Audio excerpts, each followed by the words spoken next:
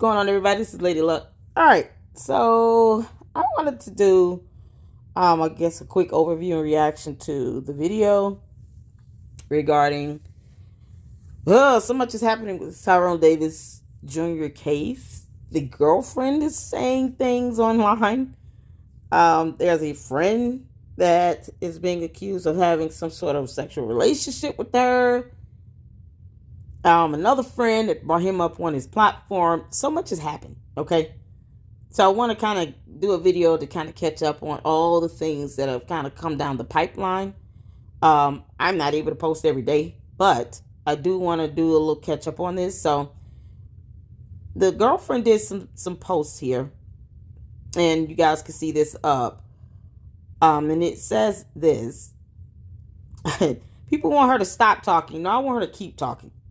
Because a lot of times when you're not able to, fully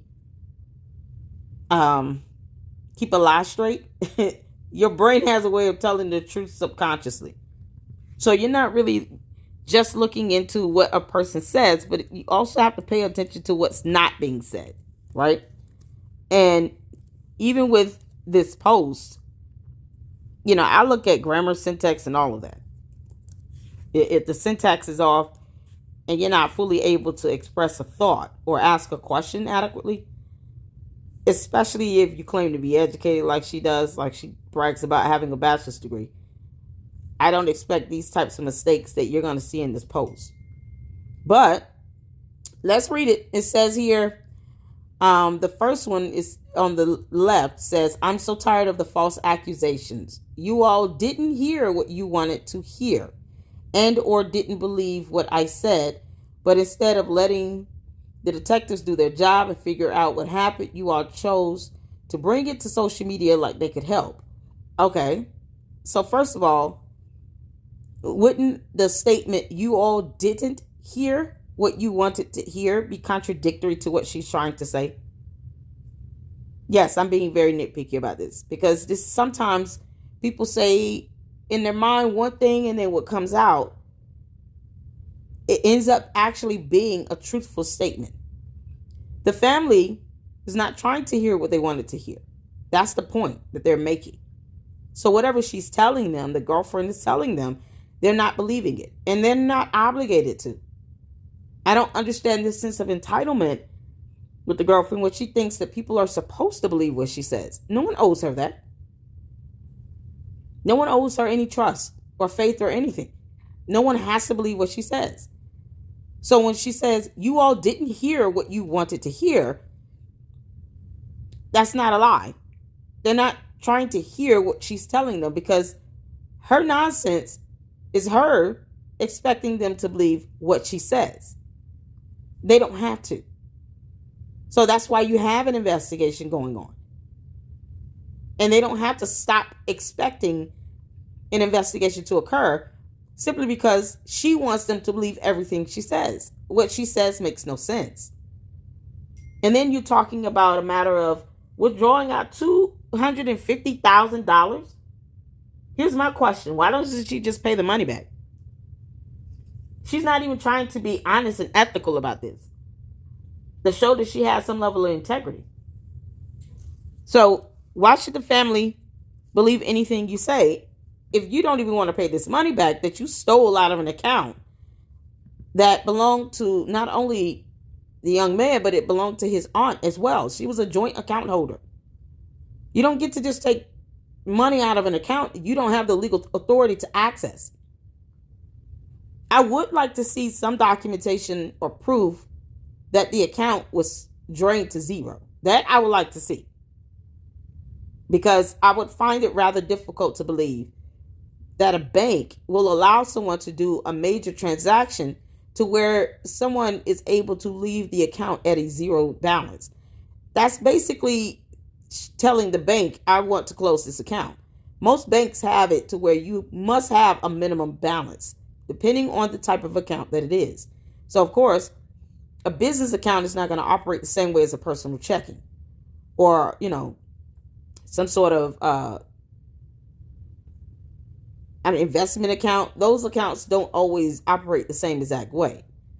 So the requirements for maybe a business checking or a business account, you might have to have a minimum balance of $100 as opposed to a personal checking where you might have to maintain a minimum balance of $25. So there are different, requirements depending on the type of account you have. So in any scenario, I just can't imagine someone taking out over $250,000 and then they're actually able to leave it at a $0 balance. And the other account holder, is not trying to close that account and they have not given permission for that to happen. So that's something I would like to hear more about. The actual investigation going on with the bank fraud department over this, withdrawal of $250,000 plus dollars. That's what I want to hear more about. And I would like to see more evidence on that. So it would help the public understand a lot more of what's happening here if we could see more evidence. But otherwise, when these matters are brought to social media, yes, they're going to be subjected to people's personal opinions. And no one is obligated to believe anything you say. The girlfriend acts like she's never been on social media. That's not how social media works. And you know that, Lulu. BG, Lulu, whatever your name is. And this whole campaign with this alternate, character online, this BG person goes channel hopping. And I believe, personally, I believe that it's Lulu. Trying to, I guess, minimize this social media campaign to keep people from saying things about her or making assumptions or even allegations against her. That doesn't work either. So the same way Lulu is hypocritically telling people, well, you guys you want to believe what you want to believe, which is what she meant to say. But of course, when you're lying, that doesn't always come out that way. And yet she's on here as an alternate character trying to dispel rumors. You can't force people to believe your narrative. You just can't do that. It makes you look like a bigger idiot, especially when you're sending a post like this where you're telling on yourself. So the detectives are going to do their job. They are. This investigation is not going away. Whether she likes it or not is irrelevant. It's irrelevant to what could happen in court. If they believe, even from the stance of the withdrawal with the bank account, if she has charges filed against her, our opinion will not matter in the court of law. But it does not stop us from expressing our opinion under the First Amendment with free speech and expression. You have independent journalists, you have commentators, people who are considered members of the press, exercising our rights as well. Lulu, if you don't like our U.S. constitutional laws, you can leave the United States of America. I don't know what else to tell you. It's not going to go the way you think. It's not going to go your way either. So with her speaking in double speak here, you all didn't hear what you wanted to hear because no one is trying to be told what they wanted to hear. And that's all she's trying to do. She's just trying to tell the family what she thinks they want to hear. And they're not buying it. And when you admit to hitting someone with a vehicle, they don't have to. So and the $250,000, why not just give the money back? Because that does add to the motive and intent. If you're not trying to keep the money, give it back. Even if you go and you try to lie and say it was a mistake, which is something like that is not a mistake, but let's just say you want to start that lie and stick with it. Wouldn't giving the money back prove that you're at least trying to correct a mistake? It goes to motive and intent. You can't say, I didn't hit him with a car for some money, when you stole money out of an account that you did not have legal access to and you refused to return the money. So you can't say you didn't hit him with a vehicle to take his money, because that's exactly what you did. The actual act of doing these things occurred. You cannot lie and say you didn't take the money out. If there is evidence to prove that you withdrew that money out and you transferred it to one of his personal accounts, you weren't legally authorized to do that. So when people say that she hit him with a car because she wanted his money, after you withdrew the money out of an account that didn't even belong to him alone, it was not his sole account. It was a joint account he had with another account holder. You don't override the other account holder. And the bank is going to have a good time reiterating that to you, Lulu. You cannot be this stupid. And if you are, then you deserve to go to jail. Criminals are really dumb people. They're dumb. Criminals are stupid. In everything she's doing, even if it's just the money part, let's stick with that. It's still a crime. It's called fraud and theft. Theft by taking. You took over 6 figures. That's a felony. The amounts can vary, and the amounts dictate the level or the severity of the charge itself. So to defraud someone out of $250,000 and then you took it without their knowledge or permission, that's theft. You can still be charged with those things. So at the end of the day, she's still going to get hit with some charge somewhere. And it's absolutely mind-numbing why she will not just return the money. If you really have nothing to do with any of this, and if none of this is about money, then give the money back. It is just that simple. Give the money back. You can't make this up.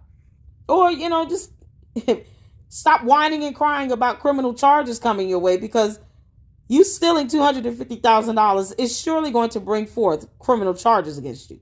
You cannot make this up. I do want to see the evidence on it, but she hasn't denied it either. It's so ridiculous. Of all the things she's saying, what she's not saying is, I didn't do anything wrong. I did not hit him with a car. I did not take the money out of his account. Those are things she's not saying either. Pay attention to what's not being said as well as what's being said. And I take these posts at face value. I really do. Anyone can just get on and make a post. It doesn't mean that they had no motive or intent to harming someone, especially when they were the only other person allegedly in this vehicle, and she admitted to hitting him with a car. You had enough motive to do it. You took $250,000. You can't make this up. All right, so it says here, instead of letting the detectives do their job and figure out what happened, you all chose to bring it to social media like they could help. Social media is not here to investigate. Social media is here to put on pressure to the investigators. Once again, Lulu, I don't think you understand how social media works. It's not designed for people to just come on here and to investigate anything.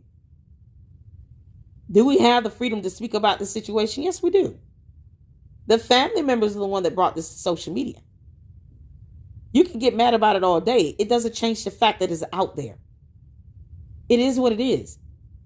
Either get an attorney and shut the hell up, or keep on talking and we'll just keep reading these posts you're putting up. I mean, you got to pick your own battles, but you can't stop someone else from reporting on this information. You're out of your mind. You all know Tyrone would have never in a million years wanted the details to his death, something so personal, told to the public. No, we don't know that. Even his family members would not know that. The details to his death. If there's some wrongdoing, yes, you want that information to be put out there so that the pressure for the investigators to figure out what happened can be put out there. You should want that as well, Lulu, if you did nothing wrong. Lulu/BG. This is the dumbest statement anyone has ever made that I have ever had to read in my entire life. I don't think I've ever read anything so idiotic as this. He would never want the details of his death released to the public? You're literally telling on yourself. You want this to be thrown under the rug because you don't like the implication. You're out of your mind. We're not stunning you, Lulu. Either way, you have criminal charges coming for you. You stole some money out of an account you didn't have legal authority or access to. You can't make this up. So you're still going down one way or the other. It's a jail for you. I suggest you get all your wigs together and just brace yourself. You can't make this up. This is so ridiculous. He would never in a million years want the details of his death. Let me explain something to you. If my passing is suspicious as hell, and the only other person with me is saying a whole bunch of dumb crap that defies logic, I want all the details to be out there so that the investigators can figure out what happened. You want this to be put under the rug. That's what this statement screams. You want this swept under the rug, and it's not going to happen. Either you could turn yourself in and return the money that you stole, or this is going to occur. I mean, it is what it is. You don't have to respond to it.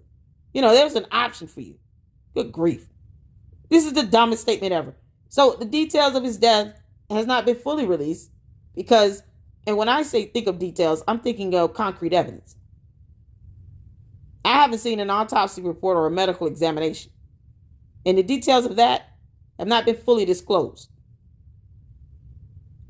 So for her to say this, it is absolutely asinine when you don't have enough evidence about the details of his death released to the public. So far, you're getting a lot of speculation. People have their opinion and their theories. Personally, I would rather see the evidence. Some of it we might not ever see, like his medical records. The autopsy reports consider medical records.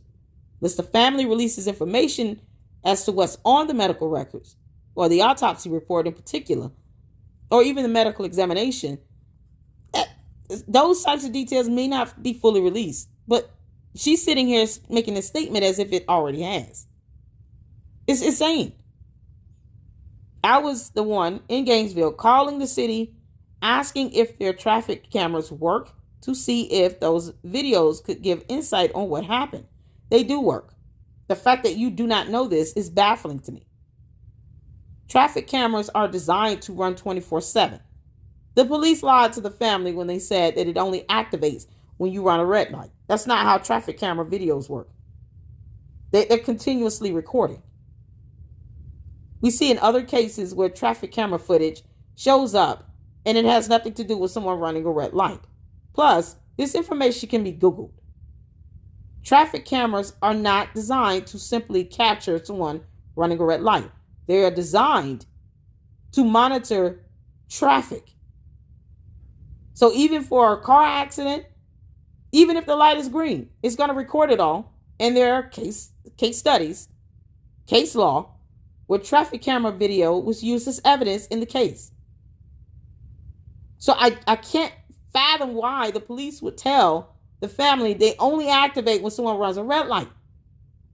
That means that these cameras would have to be extremely censored to where the moment it detects a vehicle going through a red light, it would have to not only turn on the trigger, but somehow capture the make and model of the car, information about the car, or at least scan the plate. The idea of that would be for the police to administer a ticket or at least do a traffic stop. And if they can't do that, they'll mail you one. But that's not the only time the cameras work. They work all the time. Gainesville police are just being either lazy or very secretive about the evidence itself, because that traffic camera footage is not difficult for them to obtain. So I don't understand why they would tell the family that. It's a dumb lie to tell. And it helps nothing because this information can be Googled online. It makes no sense for them to lie that bad. But the fact that she did not know this is, you're supposed to be educated. You couldn't just research how traffic camera lights work. You can't make this up. The traffic cameras work. You don't understand that? You can research that information. I mean, seriously. How did she graduate from college? This makes no sense. I was the one asking the police officers, WTF happened, in shock when I got back to see him on a stretcher. Why were you going that long? If you pulled up to the Circle K based on Google Maps, and a couple of content creators have already put this up, Shanitra Speaks is one of them, where she goes through the actual travel path based on what Lulu has said. And what you see is, and the witnesses as well. And what you see is the bridge still being in eyesight at the Circle K. So if she pulled up to the Circle K, she should have been able to get out of her car at the very least, or even if she was just looking that way, she would have seen exactly what would have happened at that bypass, because it's still within her peripheral vision. It was not too far away where she could not see what's going on if she was looking. See, this is a matter of logic and using Google Maps. So if you look at Google Maps, you can see the distance between the Circle K and the bypass bridge. You can still see what's going on at that bridge, at the underpass from the Circle K. Why is it that she does not know what happened at the bypass if she was sitting at this gas station? You can't make this up. That's based on logic. Once again, something she's devoid of. Logic and common sense. It doesn't take a rocket scientist to put that together. It takes someone to just simply Google this stuff on Google Maps. You can see the distance, and you can see this is something that the average person would be able to discern and look at if they were at that gas station. And if someone wants to get out of a moving vehicle, I would not allow that person to do that. Because not only would it cause bodily injury and harm to the person, and they can get hit by a car, I can risk being hit as well or hitting someone's car. Because now you have the door being flung open, and Lulu, said that he got out of a moving vehicle at 25 miles per hour. I don't think she understands the physics of how that works. The logistics of how you can get out of a moving car that's still going 25 miles per hour. That is faster than the human walking speed. Your body is not able to actually get a grip with the ground properly if the car is moving 25 miles per hour. So it's not something you're just going to be able to even run out of and actually land on your feet. That's not how that works. Once again, this stuff can be Googled. So when she came up with these dumbass excuses, she didn't Google or research anything to figure out what is the logistics of this. How would that look? If I'm telling someone he tried to jump out of a car at 25 miles per hour, that's in motion. What would be the logistics of that? How exactly would that go? What would happen to his body if he were to do that? Let me not say something that would be physiologically impossible. He's not going to get out of that car landing on his feet. It's not going to happen. It's so dumb. But this is the dumb she wants people to believe. She came up with that. She said that. Lulu, you put that out there. No one told you to not think twice about this and then just post it out. Now you're trying to clean up your own mess by saying he wouldn't want the details of his death out there to the public. No, when it's as stupid as what you said, it should be out there to the public. Because others need to know that it still doesn't make sense. God, this is ridiculous. Ooh, child, you are stuck on stupid, Lulu. You are one dumb woman. You can't make this up. You're acting like a little girl in a grown woman's body. You need to cut this nonsense out. So the fact that she was not looking at the direction of where he was when he allegedly got out of the vehicle somehow. Personally, I think she pushed his head out and the body went with him. If you push someone's head, their body is going to go with them. Because logistically, that's very possible. If you push someone's head with enough force and energy, it's just a natural reaction. Your body is going to flow with it. Because your body is not going to just let your head fly one way and not move. No, it's going to go with it. So I want to clarify, I would like for someone to clarify with some evidence whether or not he was driving or he was on the passenger side riding. It would be almost impossible for him to be driving and then he wants to get out of a car and he's holding food. I don't think he was driving at all. I think she was driving. She had a boot on her foot, but she was the driver. And I just think that, he may have opened the door and she just pushed his head out and his body went with him. That's if the injury of him getting hit with the car to the back of the head and no other part of his body. Yet you all can understand how logistically that would be almost implausible. You would have to do it. I would like to see some simulations on how this would go. With someone getting out of a car moving 25 miles per hour, they don't fall to the ground. No other part of their body gets hit by a car. Only the back of the head, and that's it. That's definitely worthy of an AI simulation video. Because otherwise, people have to see and visualize this to see how implausible it would be for her to have hit him with a car while driving underneath this bypass And the only part of his body she hits is the back of his head. How exactly did she hit him with the car? Was it the car door? Like, make this make sense. And no other part of his body was injured so far, as we know. See, and this is what an autopsy and medical examination will help reveal. It really would. Either way, that's definitely worthy of an AI simulation video. I might try to do one. I was the one in the hospital trying to get him transferred to another hospital, along with one of his close friends, after being told he was declared brain dead, in hopes that he would gain back brain activity like so many others have done in the past. Okay, first of all, she would not have the legal authority to have him transferred to a different hospital unless she is his legal spouse. Even at the request of, I want him to go to another hospital, that would be ultimately the decision of the doctor. So it would be under circumstances such as the hospital cannot provide him the proper treatment and care that he needs, or the hospital's on a diversion, or let's say he has to have some sort of emergency surgery in that hospital. Once again, they can't provide the proper care, treatment that he needs, or the services that he needs, even in a life, threatening situation. But that would come down to the doctor's decision. So she can scream and yell, transfer him to another hospital.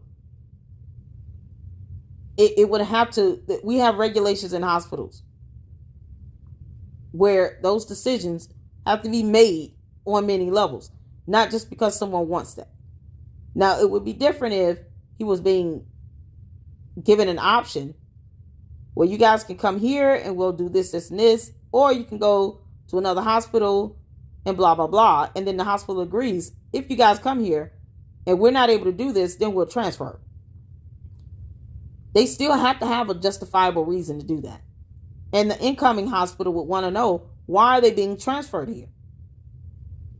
So if you're talking about, well, I just want a second opinion about brain activity, the chances of the incoming hospital, let's say that there's a transfer request and the hospital seriously considers this. They have to think about what's the likelihood of his health improving, even transferring him to another hospital, because it takes money and resources to do that. You're not going to transfer him by ambulance. You're going to want him transferred by, airlift. That takes money and resources. Then the incoming hospital, having heard his conditions and the state that he's in, would have to have a high chance of being able to help, revitalize him, and to do what this hospital he's currently at cannot do. So just saying, I wanted him transferred, that's not something she would be able to dictate. Yeah, they'll hear her request, but they're going to be like, that's not how that works. And I'm sure they explained that to her. And as always, that information can be Googled on the hospital's website. Or you can just search online. What are the chances of someone getting a patient transferred? Especially when you're just the girlfriend. You can't make this up. The bottom line is, even if she was his legal spouse, there's so many factors that go into making that type of decision. I don't think they would have done it. So, this isn't like, oh, I got diagnosed with something, I want to go to a different doctor and get a second opinion. No, this is a life-threatening critical situation where they're saying he's brain dead. You go to another hospital, they use the same types of machines. You're going to get the same result. But these are the things that she could have just researched. She could have read before she put up this stupid post. It makes no sense. Who is his friend that went to the hospital? Because the way she speaks, the way this sounds, and if you read it word for word here, I was the one in the hospital trying to get him transferred to another hospital, along with one of his close friends. She does not indicate that the family were there as well, advocating for him to be transferred. So the way this reads and the way people have interpreted this, word for word here, it's designed to give off this impression that she and the friend were the only two people there. Because if the mother, the family members were there, she would have said, and the family. With myself and his family, his mother's side of the family, and the close friend. But that's not the case here. That's not what she said. Once again, you have to pay attention to what's not being said. Any other post, any other time she's commented, she will say, and the family, if the family were there present. Just like she said, she gave his information, his personal belongings, his personal effects to the family, to his mother's side of the family. I believe his sister had his wallet and phone and all those things. But I could be wrong. Correct me if I'm wrong in the comment section. But I do believe that the sister ultimately ended up with his personal effects. She didn't have a problem expressing that in a post. But here you just see, along with one of his close friends. I would assume that the mother and the mother side of the family would have advocated for the same result if they were there. If she's including them.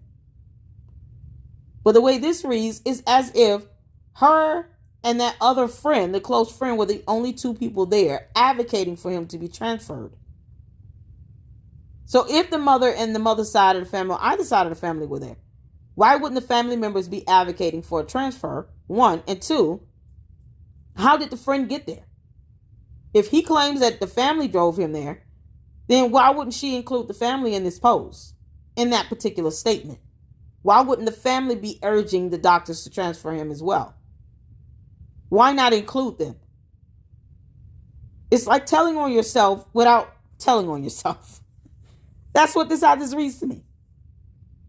And to most people, the average reader would look at this and say, okay, so the family were there. They could have easily aided in the fight to have him transferred. And you don't even mention him. The one time you should probably have mentioned them, you don't. Because they weren't there. But if I'm wrong, then hospitals have security camera footage. There are cameras in the hospital. So it would not behoove this young man to lie about whether or not he came with Lulu by himself or with the family when there are cameras at all of the doors, in the hallways, in the lobby areas, at the hospital. They have cameras. So it's not that difficult to determine whether or not he was picked up on a camera walking to the hospital. Who was he with? All of that will be shown on the hospital camera footage. You can't barely go anywhere nowadays without having a camera on you. So for her to lie about things where cameras would pick her up and actually show something different is egregious. It's like an insult to everybody else's intelligence because she's an idiot. You can't make this stuff up, man. This is crazy. I've been trying to get answers and help. Is she saying help him? Why is she calling him baby? You're doing a post on social media and you're supposed to be educated. Just call him by his name. We don't refer to him as that. He's a grown man. In whatever way I could since the day he went to the hospital. And then the other post over here says, I don't know. I don't have Facebook, so I don't know if this is a Facebook post or not. Please, if you love Tyrone or value his impact on the world, give him the respect and peace he deserves. If you don't know if something is true or can't prove it, where's the evidence, Lulu? Speculation is not a crime. It's not a crime. You understand that? Maybe she, like I said, I don't think she understands how social media works. Speculation is not a crime. People giving their opinions and exercise of free speech and expression, that's not a crime. You just don't like it. No one cares. We have constitutional rights in this country. You don't have to like that either. You can leave. But people are going to speculate. It is what it is. So she says here, if you love Tyrone or value his impact on the world, give him the respect and peace he deserves. If you don't know if something is true or can't prove it, stop spreading it. That's not how that works. I don't need to know if it's true about the friend coming there with the family or coming there with Lulu in order to speculate based on what I've just read, that there's a chance that he was there with Lulu alone. And I want to say at least 51% chance, more than half, because of what she said and then what she did not say, basically including the family in that decision. Any other time, she doesn't have a problem speaking out on any family, any relative at all. My twin brother was dragged into this, even though he was over 1,000 miles away in a completely different state when everything happened. The amount of lies that have been put out by everyone is sick and insane. Well, once again, no one has to believe her at all. If the detectives want to know, if the detectives really want to know where he was, they'll just get his cell phone and then they'll do a tracking on all of these signals that your cell phone send out. When it hits these towers, it gives you what they call a ping. That ping comes with coordinates and date and time stamps. So they can actually, by using his cell phone and the signals that go out from his cell phone, determine where he was at that date and time. It wouldn't be hard to prove that. SN, I don't know what SN is. Yeah, I don't speak stupid. This is ridiculous. What is SN? This post is not directed to just Natalie. Multiple of the Tyrone's family, immediate family members, and complete strangers have mentioned me in post stories and sent DMs.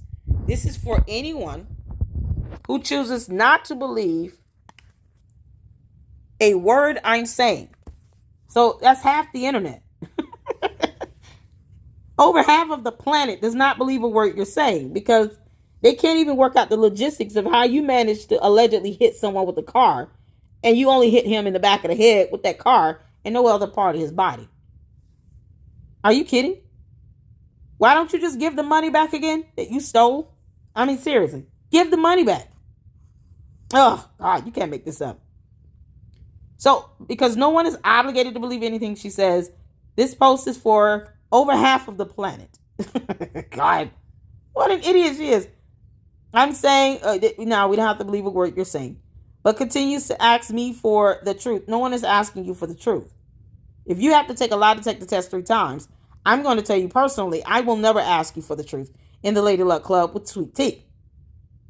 I will not be asking you for the truth at all because it doesn't seem like the truth is in you. You tell on yourself more in these posts than you probably did when you took the first lie detector test, let alone the third one. Y'all, she took 3 lie detector tests. It's so stupid. 3 lie detector tests. The police would not even administer 3 lie detector tests because it's a drain on their expenses, on their budget. I mean, they can't even afford to administer 3 lie detector tests like that. Especially when they're telling the family that traffic light cameras only work when someone runs a red light, which is a flat out lie because they don't want to pull the camera footage. That would involve some work. They would have to look at the footage to figure out when her car, his car, whomever car they were driving comes into view. And then actually get all the camera footage that shows what happened from start to finish. They don't even want to do that work. They're definitely not going to pay for you to get 3 lie detector tests done. Well, see, when you don't understand, how these budgets work and how the police department works, you'll say dumb things like that, or you'll have someone come out, this messy minister, saying dumb things to which she does not fully understand herself. And if you're going to sit here and talk about 3 lie detector tests as if that's supposed to make a difference, why not post the results? I mean, post up the results. Otherwise, why put it out there? If you don't want people to know about it or to inquire about it, why put it out there? The public did not speculate to her taking a lie detector test. This weird, messy minister who claimed to be the sister of the mother of this young man, of Tyrone Jr., was the one that was trying to defend Lulu and saying she took 3 lie detector tests. So Lulu, BG, CC, whatever your name is, you need to get with that messy minister about that. Why would you co-sign for her to say that if you don't want to post the actual results? If you don't want people to speculate on your ability to lie even the more by taking 3 lie detector tests, why would you co-sign on that messy minister making that statement? It was stupid. It still is stupid, and it's going to be stupid to put out that type of information and then get mad at the backlash. because you are a simpleton that don't understand what that could actually mean and how that would be perceived. On average, most people are going to assume if you had to take 3 lie detector tests, you have a problem telling the truth. What type of lies are you telling for the police to administer 3 different tests on you, where they're basically asking the same questions and it's just worded differently? So if you couldn't achieve the goal of passing it the first time and leaving it at that, why would you need to do it 2 more times? They're not going to do that. It's a waste of time and resources. Sometimes the police department will get a contractor to come in and administer those tests. They cost money. Those lie detector tests cost real money. They're not cheap. Why would you agree to do that 3 times? If you told the truth the first time, let it be. You see, the fact that they are completely devoid of logic in this is astounding to me. It's astounding. No logic at all. No common sense in that. It's the dumbest thing ever. And a waste of time. So no one has to believe anything you say when you're bragging about taking a lie detector test 3 times. It's stupid. Give back the money you stole. Good grief. The same truth they've already heard or passed judgment when they have no idea what is even going on FR. Is that supposed to be for real? Was it too hard to type for real? Why are these things being acronymed? What is SN?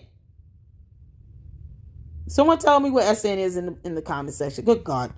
All right. So we have a video here. This is from Shanitra Speaks channel.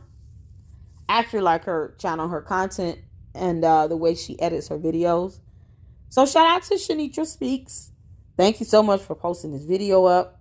It's been hard to find a good compilation video where you have a little bit of everything, put together.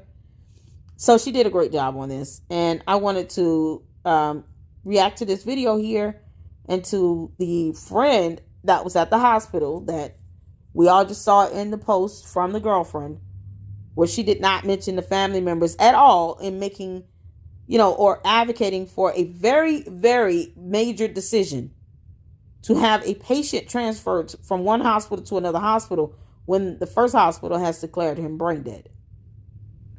Somehow the family members aren't even mentioned in that decision making or in her request. Just her and this friend.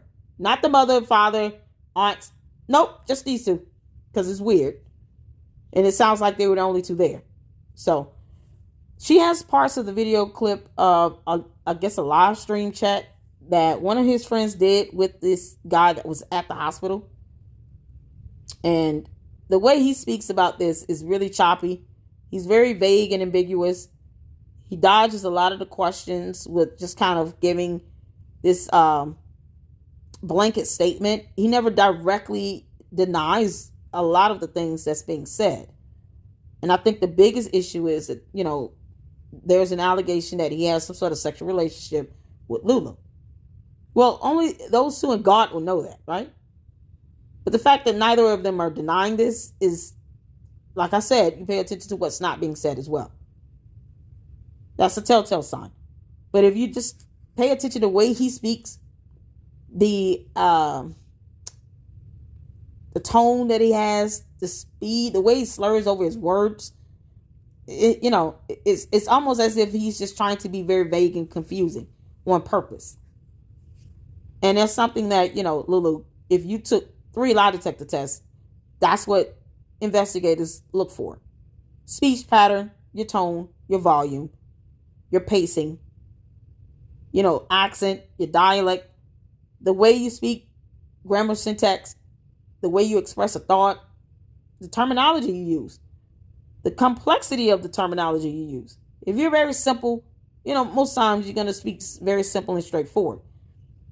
And if you're trying to lie and you're not good at it, you're either going to be very vague and dodge a lot of questions, avoid trying to say too much, or you're going to divulge too much information in hopes that it explains or covers up something. That's exactly what Lulu has been doing. So, since she's not smart enough to pick that up, let's check out this video where the friend is doing that very thing. Said Lulu called who? They say somebody said that somebody was at the hotel and Lulu called you. She must be talking about you, Tasia. She ain't called me. I ain't heard from that girl since I seen them at the hospital, bro. That's on everything I love. Right. That's what she said. So she went to go get the shit from the cabin when y'all was. So she claimed to be going to the cabin when y'all was up there, when y'all was at the hospital. Yeah. So she left the hospital while y'all was there. Right. It has now been 39 days since officers responded and discovered 35-year-old Tyrone Davis Jr. in need of medical care in a case that has been largely debated on social media. Since then, the focus has stayed on Tyrone's 33-year-old girlfriend, Lulu, and the ongoing debate over if his death was truly an accident or if foul play was involved. But now a new detail has entered the conversation. For weeks, people have focused on who was with Tyrone when the tragedy unfolded. And now, in a recent statement, Lulu revealed that one of Tyrone's close friends was at the hospital. That single detail has shifted the conversation, with many now questioning if that same friend may have been at the cabin or in the car when the tragedy unfolded. And now that close friend is speaking out to clear his name. When I was at the hospital, she didn't even talk to me. She didn't even say nothing to me. That was it. I went back to see my brother, and she was talking to the mom and the sister and others, whatever. She didn't talk to me at all, bro. At all. She ain't got no word from me. At all. I ain't got nobody else, dog. Why would she not talk to him? See, pay attention to what's not being said and ask questions from there. Why would she not talk to him? What would be her reason to not talk to him? Unless she never liked him to begin with. Why would he go out of his way? That's abnormal. That is highly unusual. If you have videos where you guys are hung out together for your birthdays, why would she not talk to you at the hospital? These aren't two complete strangers here. They have video posts up of her celebrating his birthday out. I don't know if the boyfriend, if the young man Tyrone Jr. was with them or not. I don't recall him in the video. Maybe he was. But if you were out near him celebrating his birthday, then why would you not talk to him at the hospital? Why would he go out of his way to say this? That's not normal behavior, especially from two people that know each other or are acquainted with each other and have celebrated birthdays together. That is not normal. So why go out of your way to say that? It makes it even more suspicious. People who just think on a very basic, just common sense here. Common sense. You don't need a master's degree for common sense.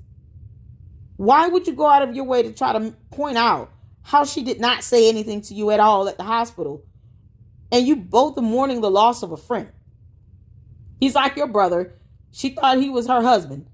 And yet, you guys have celebrated birthdays together and spent time with each other. And she doesn't talk to you at the hospital? When the mutual person you both have in common has been declared brain dead. What do you mean she's not talking to you? Why would she not say something to you? Not even a hello or goodbye? Not one word? Pay attention to what he's saying. I had love, you feel what I'm saying? It's like shit crazy, man. He all I had love. You feel what I'm saying? Like, all I had, though. Nobody tell me good morning, nobody tell me love, nobody. I got nobody else. I don't know how to. Why would you get a grown man to tell you that? It definitely wasn't me. They're definitely trying to throw you in the fire. That's crazy. It wasn't me, though. I'm gonna be honest with you. I just don't like gold teeth. And you guys see this, a whole lot of people have gold teeth in these photos. Why is that still a thing in Florida? It's like, it seems like something that would be like, oh, that's an 80s, 90s thing. Why are people still flashing off gold teeth now? I'm not saying to do what's trendy. I'm just questioning why gold teeth. What does that do for your teeth over time? Good Lord. You got a pretty smile and pretty white teeth. Let your teeth shine on its own. The gold teeth just, I don't think people think about the long-term effects of that. Well, okay, whatever. Because I'm seeing everybody just cheesing just to flash the gold teeth. And I'm like, ugh. I don't get on like that. It definitely wasn't me. Definitely wasn't me. How you supposed to sound when you just lost your homeboy, the nigga who you was with every damn day, and a bitch trying to accuse you of fucking that old lady and doing some shit that caused they death? I got my sister. It was easy. It was only hold on, bro. The car was only 500 down at 74. He was never up. Okay, there's an allegation that he bought his sister a car. And that he used the money that the girlfriend stole out of the young man's account that he shared with an aunt. Because it wasn't her money to take. And she refuses to return it because she's an idiot. But the allegation that, she took the money out and gave him money or gave him half, I don't know. It seems like it was enough to buy a brand new car. A high-end car. I think it was a Mercedes-Benz or BMW, one of those high-end cars. It's not just buying those cars that you need money for. You need money to maintain them as well. You go get a BMW or a Mercedes-Benz, you know how much the oil change is going to cost? Or a new tire. or brake pads. Like the maintenance on those cars are a beast. Car insurance, even more. Gas. You can't put cheap gas in those cars. Oil changes are going to be through the roof. So, you can afford to buy them. You got to think about the long-term care and how much money you'll need for that. So, that's the allegations that she gave him. The girlfriend gave this young man at the bottom some money that she stole out of that account. And he bought his sister a car with that. It's weird, but whatever. He didn't go up there to the car was only $500 down with credit. They trying to say you was engaged with no, man, I was at one party that night on Christmas in Kansas City. That's where I was at. Yeah, on Christmas Day. Where were you the other day? I'm trying to put the story together because how y'all, if he didn't know about it till the family knew about it, then he went up there with the family. I wrote, they picked me up. Like, how many missions did they came and pick me up? That shit crazy, bro. They picked me Now up. they trying to say you drove Lulu up though. Nah. Wait, go back. Well, nah, man, I was at one party that night on Christmas in Kansas City. That's where I was at.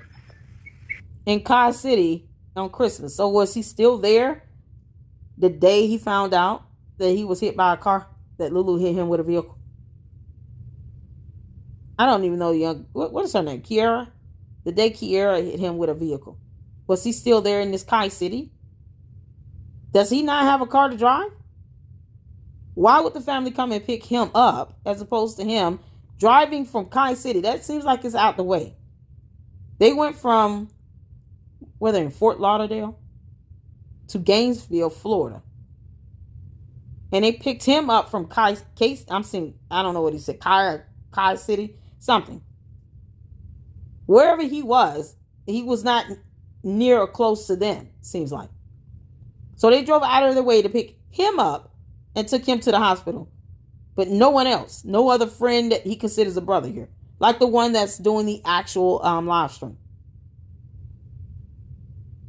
When did that happen? Cell phones have a way of telling on you. So if an investigator were to look at his phone, they will be able to track his movements as well with these signals. It's called eyewitnesses. It's called cameras. If you got picked up and you truly went to the hospital with the family, the security camera footage at the doors of the hospital will show you walking in with the family. If you were with Lulu alone, Kiara alone, whatever her name is, it will show that on the camera. You have security guards. Every hospital typically has a police department unit attached to it. Eyewitnesses, nursing staff, people that will be able to attest to see who was there, that might recall him being there. They'll be able to confirm whether or not he was with the family or if he was there alone with the girlfriend. So lying about this makes no sense. But he's real slurred in his speech and real choppy, like he's not answering directly with a yes or no. And it's kind of defying logic here. Once again, how does the logistics of you getting picked up work? Why didn't you just drive there? You drove to wherever you were for Christmas. Why didn't you drive to the hospital? I highly doubt if he's the brother of Tyrone Jr. or like a brother, he will let this man not have a vehicle. Tyrone seemed to carry many, many people financially, like weight on his shoulders or leeches. And I'm saying that.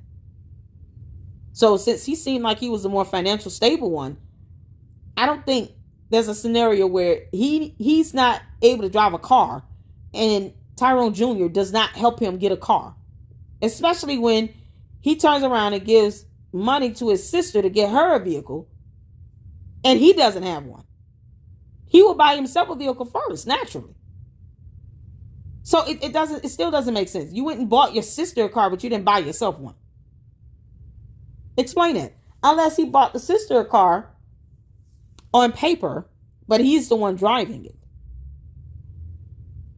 So, you know what the detectives would do? They would look at his insurance.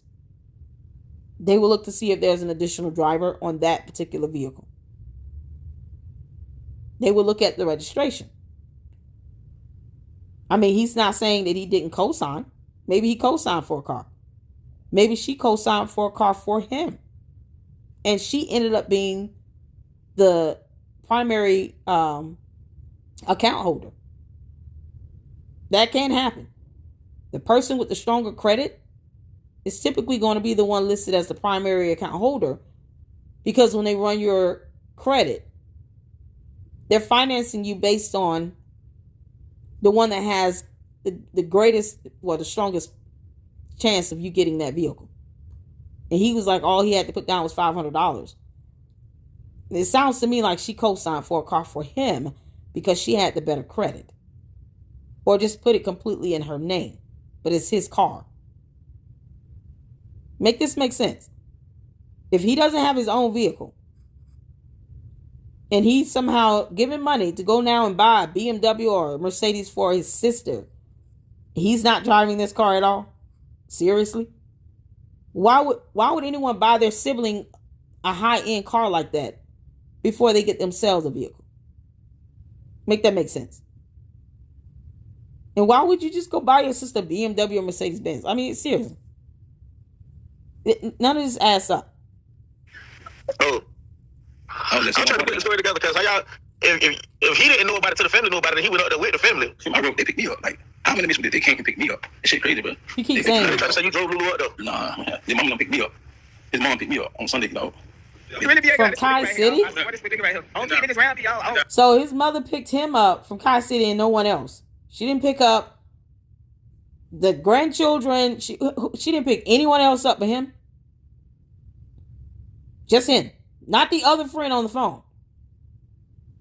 No one else rode with her to that hospital but this young man. Is that what he's saying?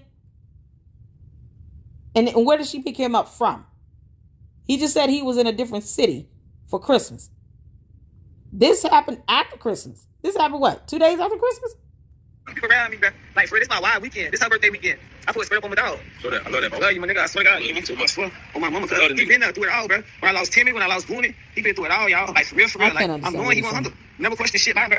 When I say you my nigga, they went. Go touch the ends together, I promise you. Go touch the ends. Mama word. Remember I told you this? Cause we gonna hang out so strong. I had to put up on my dog right quick. He's like, he's gonna touch the air together? We on the block. Yeah, they say Tro got it high. Fan to go to the car lot. You first. Hey, McKen's like, New Balance too. That's crazy. New Balance making them. You want to check that quick. You want to quickly check. They want to stand dolled up. I don't know. I can't understand what he's saying. Okay. You so smart. Put that shit on today. Now, before we get into what the friend is now saying to clear his name, there's another development that adds to the tension surrounding this case. An individual identifying himself as an alleged cousin from the Davis family has also come forward, which you will hear from later in the video. He has publicly said that he does not agree with how Tyrone's father's side of the family has been handling their push for justice, and he has criticized what he describes as attacks being directed towards Tyrone's mother. They picked me up. Like, how many missions did they came and pick me up? That shit crazy, bro. They picked me up. They try to say you drove Lulu up though. Nah, man. Their mom don't pick me up. His mom picked me up on Sunday, dog.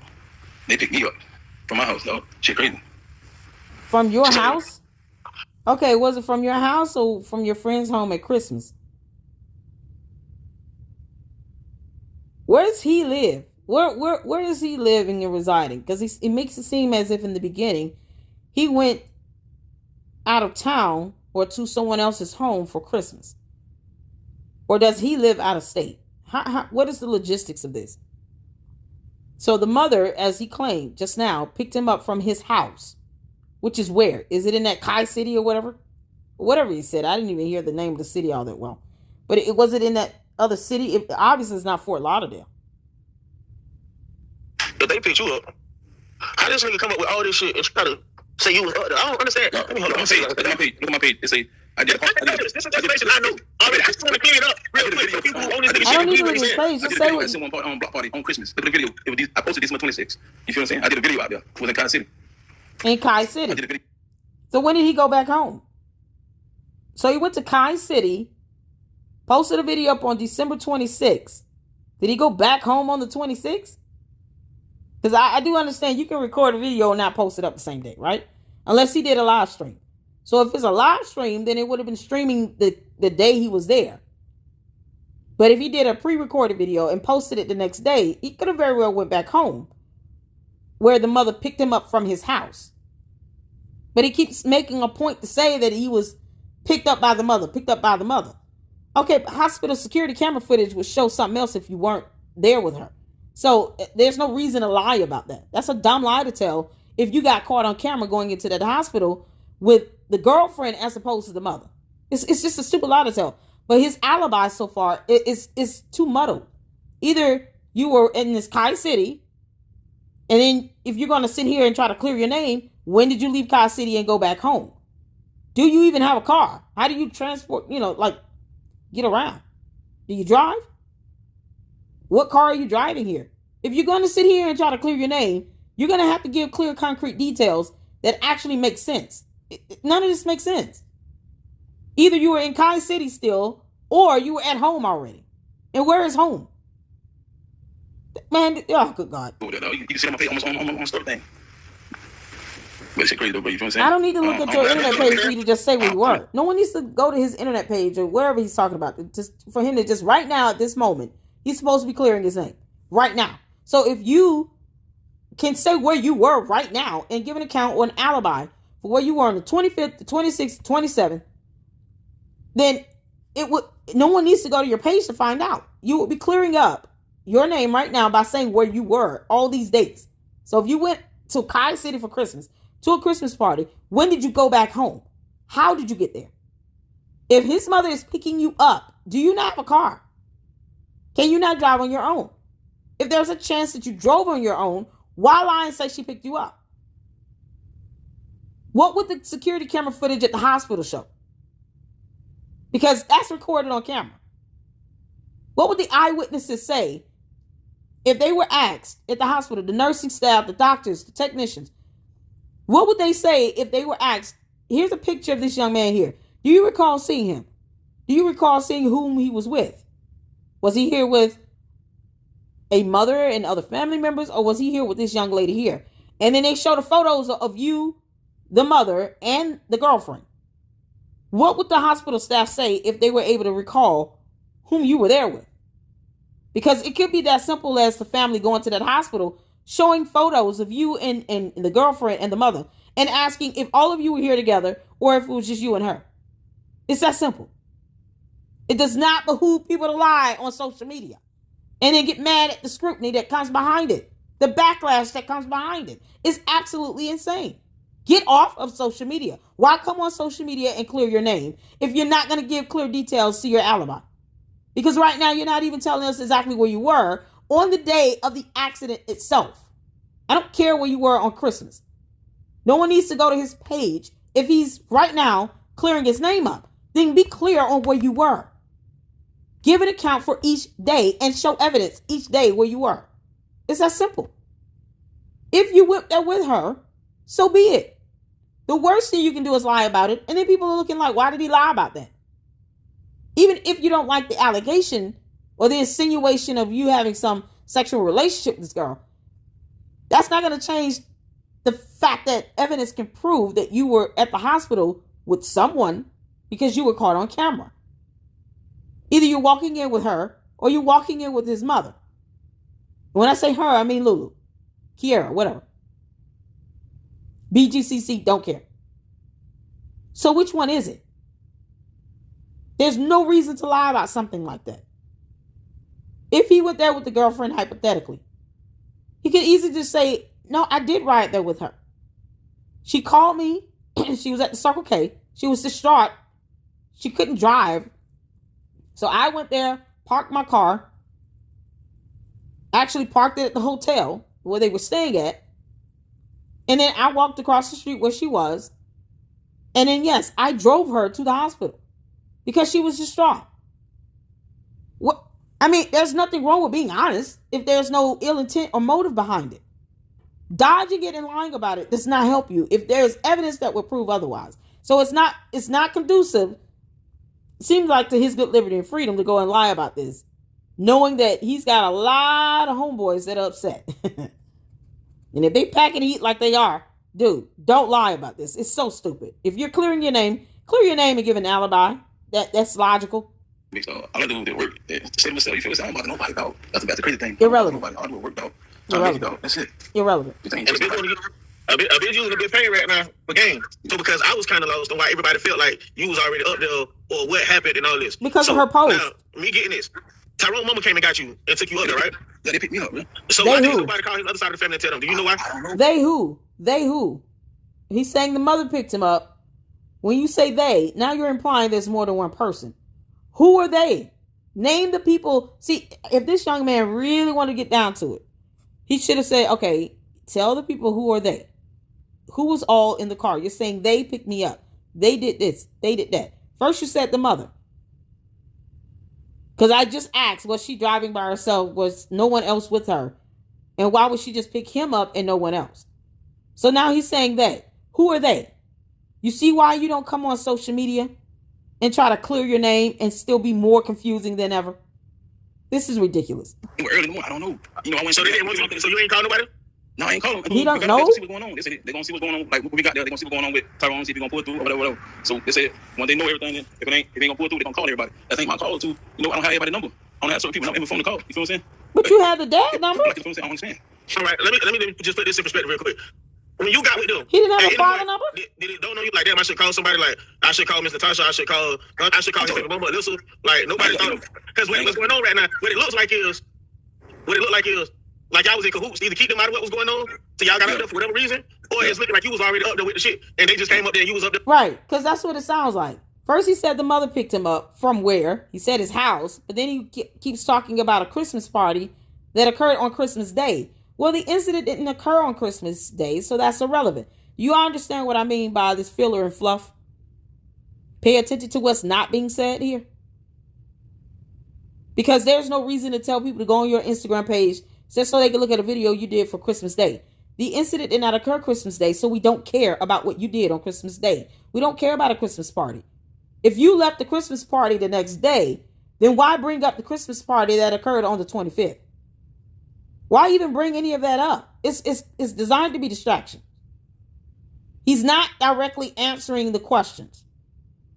He's sitting here telling us about an event that is absolutely irrelevant. No one cares what you did on Christmas Day. What did you do on the day of the incident? On the day the accident occurred?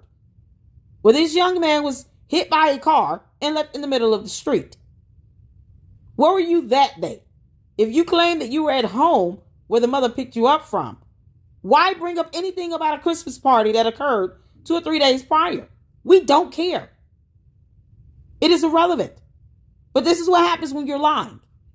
When you have to dodge and deflect things, that's an indication you're lying. You don't bring up irrelevant events that occurred that no one is asking you about. We're not asking you what occurred on Christmas Day. We don't care. The detectives wouldn't care either. Investigators would never care about that. They don't care about what you did on Christmas Day. They want to know if you were still there the day the mother picked you up. If the answer is no, then why bring that up? You see how it's just logic and common sense, people. So that's why people are having a misconception because I had no idea. They brought me into it. I just got pulled up there. You feel me? Like I ain't, they put me in the mix. Oh, like, sounds like you deserve to be in it. You feel me? I just had to go there and see what's going on with the dog. That's it. But they put me in the mix with this stuff, man. It's like it's crazy. I don't understand, dog. We're trying to figure it out, but like no, the other side don't talk to me. The other side don't talk to me. Like I did nothing wrong. Not to nobody. They got police coming out this shit. I did Who's not talking to you? I don't know why they don't talk to me. I mean, they can talk to me, ask me. I mean, I asked my phone. Did they call? Ask me. I told them the same thing. She said she was going back to the cabin to get their things from the cabin. That's what she said. So she went to go get the shit from the cabin. Wait. When did she talk to you? Because you said earlier she didn't say a word to you at all. She said nothing to you. So who is she talking to when you heard that? And if you weren't there when she was talking to the family, because you said you went into the room with Tyrone Jr. When you got to the hospital, this is why our timeline is important. This is why you don't get on social media when you're not prepared to give an alibi when you know that it's sketchy. It's even worse. You were there with the young lady by herself. Just say that. Explain how you two ended up together at the hospital alone before the family. That's all you have to do. Let people take from that what they will. But don't be disingenuous and lie like hell. Because now it's even more sounding like a big ass lie. So first he said when he got there, him and the mother, the girlfriend didn't say anything to him at all. Not at all. Not even one word. He went to the back. She was out in the lobby area, the waiting area, talking to the family. That is what he said initially. Now he's saying that she told them that she had to go back to the cabin to get her things.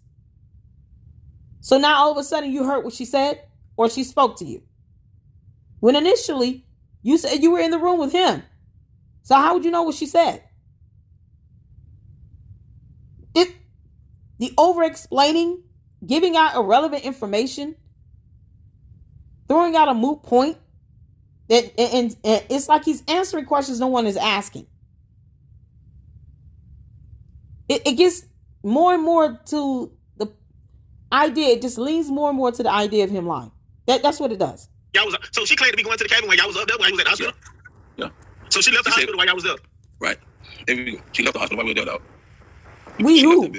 You and the mother? She telling his mom, I will be back. I'm going to get the rest of our things from the cabin, dog. I thought she wasn't talking to you. She haven't talked to me. None of that. She ain't talked to me. That's all I heard from her. So what did she talk to you? He said that she didn't say anything at all at the hospital to him. So when did they have a conversation? And who are they? Was it just the mother and he and the mother? Or he and the mother, the sisters, the aunt? Who else were there? You can't make this up. So the mother went there without her other children, as if they wouldn't be concerned about their brother. Wasn't the sister on the mother's side there? So when he says the mom picked me up, he doesn't ever, actually state who else is in the car or maybe even trailing behind the mother. That's one thing he needs to clarify. Who did you go to that hospital with? What would the camera show? And who all was there with the mother? So far, the mother and one of the sisters, because she posted up a photo with his information, his ID and stuff, his personal effects, and confirmed that they didn't know who he was. They were given a name, and they had his ID and license, wallet, and all of that. So that's two people right there. Was he there when they were there?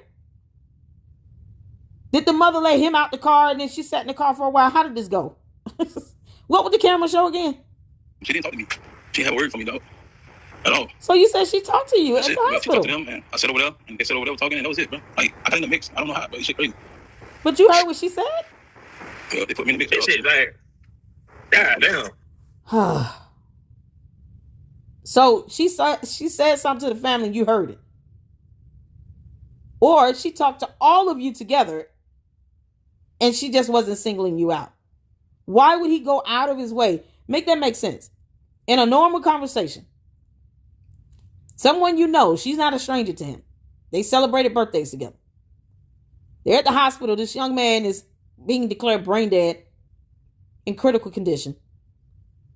And she comes up to allegedly the mother at the very least and say, I have to go back to the cabin and get some things. You mean to tell me if you're there with the mother and you're able to hear that, she would not be directing that at you as well? She's going to walk up to the mother and only talk to the mother. You were able to hear what she said. So that means you were in close proximity enough to be able to hear what she told the mother at the very least. And I'll just assume because the sister confirmed she was there as well. I'll just go ahead and assume she said this to the mother and to at least one of the sisters. She wasn't talking directly to you. So somehow you're trying to translate that to, she's not talking to me. But she said it to all of you all standing there and you were able to hear it. You were in earshot of the girlfriend, the mother, and the sister. Why would she just walk up to those two, say something to them, and not say anything to you at all or include you in that conversation? Make that make sense. It's no logic to that. It's so stupid. He's trying to emphasize a point that is moot. That's irrelevant. Just say you were there with the mother, the sister were there. She walked up to all three of us, and she told us that she was going to leave to go get her things from the cabin. Why are you turning around and saying she didn't say anything to you? She did by way of talking to you and the family. What are you talking about? These are minute details that he's bringing up that he doesn't have to highlight. He keeps reiterating it. And he's trying to make that the focal point. And it's just a stupid thing to do. That's not normal conversation. No one is going to just walk up to two people and then expect someone, the third wheel, to not hear what's being said if they're in earshot or if they're standing there right next to the family members. If she really only wanted to talk to those two, she would have said, can I pull you all to the side for a second? Can you ask over here? I have something to share with you all, and I don't want everybody to hear this. Because if she would have said that, he would have repeated it. That would have emphasized even more that she's not having a conversation where she wants him to hear it. But no, he heard everything she said. This is so dumb. Yeah, shit crazy to me, dog. Like, dude, you're making this worse. So much worse. You wrote the game's deal with Mr. Day. Right. I wrote, they picked me up from my house. They who? They don't hang around me. They who? Now all this been going on, they not talking to me. They're not talking to nobody. They not talking to me. So, they picked you up and not talking to you? Nah, bro. Haven't heard from them, dog. Haven't heard from them at all. Nobody. Have you heard from nobody? No, I swear to God, my daddy. Haven't heard from him either. at all. At all, no. Like everything is on me. I don't know why, but nobody don't talk to me. I did nothing wrong, no. As a friend, I'm just trying to be a supporter to both sides. But I can't. I post something, other side get mad. Post something, why you post that? Or whatever, you feel me? So I don't post nothing because I don't want no confusion. You feel me? I ain't on the side. All I know is one side is true. That's it. That's all I know. But when you come out and speak, you're still confusing because you're not speaking clearly about the timeline of your alibi. You can't even answer directly yes or no to who picked you up and name the people that were in the car. What would the cameras at the hospital show? What would the actual witnesses say? That's what he needs to. When you go out here and you want to try to clear your name, think about the alibis that can be given on your behalf and what the witnesses would say, what the cameras would show. Don't lie against concrete evidence. It's stupid. Criminals are dumb. My brother's side, though. He never switched sides on me. I would never switch sides on him. And that's weird. That's my daddy. He ain't never changed up on me, dog. Never. At all, dog. Even when I was down, he never changed up on me, dog. Y'all would lift me up. All this is irrelevant to where you were. Natasha to come on my live. I don't know how to add her because I'm so confused right now. It's so much misinformation, and I'm not the friend. And he's not helping. All of this part, like I'm not because the young man at the bottom is not helping himself. He's not clearing his name. He's not doing that. He's doing the complete opposite of that. And he's trying to avoid giving the impression he was there with the girlfriend alone, when in actuality it sounds like that's exactly what it was. But as opposed to him just admitting the truth to that and then explaining why you ended up there with her alone. Because, hospital security camera footage doesn't lie. Video evidence does not lie. You're sitting here trying to dodge the question, and then you're talking about where you were on Christmas Day when no one cares about that. And you keep saying either the mother picked you up or they picked you up, but you're not saying they. Who are they? Who are they? They who? You and the girlfriend and the mother getting there at the same time is not the same thing as they picked you up. But you're not saying who they are. Was it the girlfriend and Lulu and the mother? The mother and the sister? Who are they? The friend that Tyrone know, like, call me when it's time to hurt people. When you finna commit a felony, don't call me because all the different stories. And all I want to know is really what happened to my friend. And it's just like, I don't want to. It's so hard to not understand that. I don't want to be put in the middle.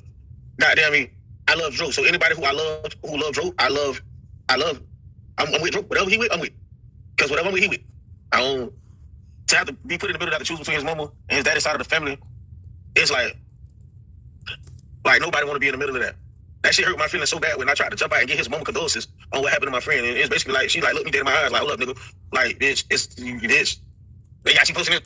That shit hurt my feelings. And then Justice Rowe come out and you say that. It's like, damn, I don't want to be in the middle of. But it's like, I didn't even know all this shit was going on before I even just brought this man on my live. And I ain't trying to make nobody feel like I'm trying to be no prosecutor or nothing, but that's crazy. Like, I ain't know. So basically, what he's saying is the moment I picked me up and told me to come and ride, I don't know. I would have thought to call somebody. My first thought when they called me was who not to call. Like, I don't want to tell nobody what I just heard, but bitch, I know this man's whole family. Bitch, I gotta call somebody. I gotta say something to somebody. Oh, you don't call the girls. I gotta respect. Right. I mean, yeah. I just want, and he's saying basically, how do you get in this car? The mother picks you up, takes you to the hospital, allegedly. You keep saying they, but you don't say who they are, and then all of a sudden, you don't call the other side of the family. You call no one else. You don't reach out to anybody else, not even to the young man that's talking. That's also like a brother. You don't tell anybody? What do you mean? Isn't there an allegation that he took a photo of the young man, of Tyrone Jr. in the hospital room? Like, he took that photo. You're a grown man. Why would you take that photo of somebody in a comatose state? He can't even give you consent to take that photo. Why would you take the photo? Like, he does weird things that aren't normal. That's not a normal thing to do. No one's thinking about pulling out their phone and taking a picture of somebody on life support. That's not a normal thing that people think to do, unless you're trying to prove a point. That's just so suspicious. It's unreal. As to why you would take time while you're grieving this person, being told that they're brain dead, they're on life support. You love them like a brother, and you take a photo of them? Who does that? That's like turning a funeral into a photo shoot. Are you serious? Like, no one does that. It's just, emotionally, you should be too distraught to even think about your phone. It shouldn't even be operating in that room. You shouldn't even have your phone out. Do you understand what that does to those machines? You take a phone out and take a photo? That's stupid. For they women, you don't know what they got going on. They ain't finna reach out to y'all.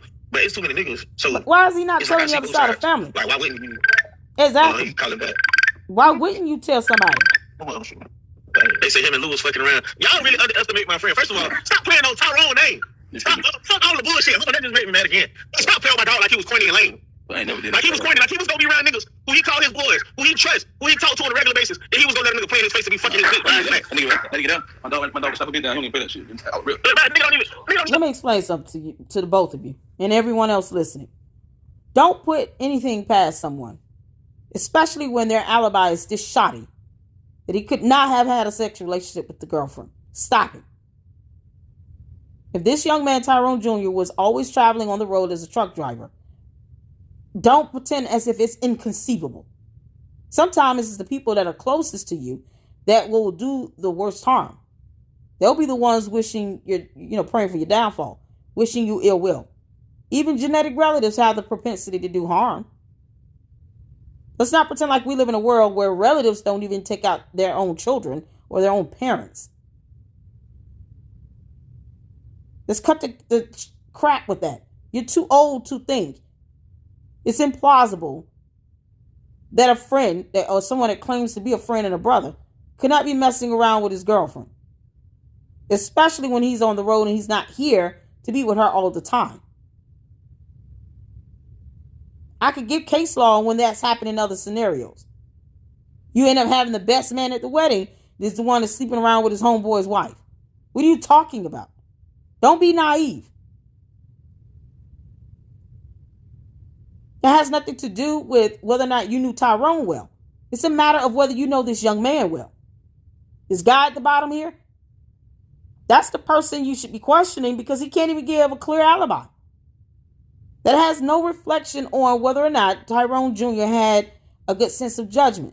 Sometimes people just become jealous of you for no reason. Relatives can do that. I've experienced that. Genetic relatives mad at me and jealous of me for going to college. Like, who's stopping you from going to college? Go to college if you want to go to college. They would rather sit back and just be resentful and jealous of some achievement you've made in your life as opposed to them going out and doing the same. Hell, even doing it better. I encourage you to. Let's not pretend like this dude could not have been sleeping around with the girlfriend. That is extraordinarily naive to think that he would never do that. Are you kidding? It's funny how there's no denying of the sexual relationship allegation from the girlfriend or the guy that he's talking to. He's not flat out denying it. This doesn't speak to the character of Tyrone Jr. It speaks to the character of the girlfriend and this dude at the bottom. I don't know his name. It speaks to their character, if anything else, not Tyrone Jr. This is absolutely insane. Look at Lulu and Joe around. Don't misunderstand it. A bitch ain't even looking at that girl. First of all, she don't even give out the kind of inviting energy where it's gonna be. When I give her time for it to even feel like that. When he used to pull up, oh, please. You feel me? Respect. That's very naive to think that. How you doing? Hey, Lulu, what's happening?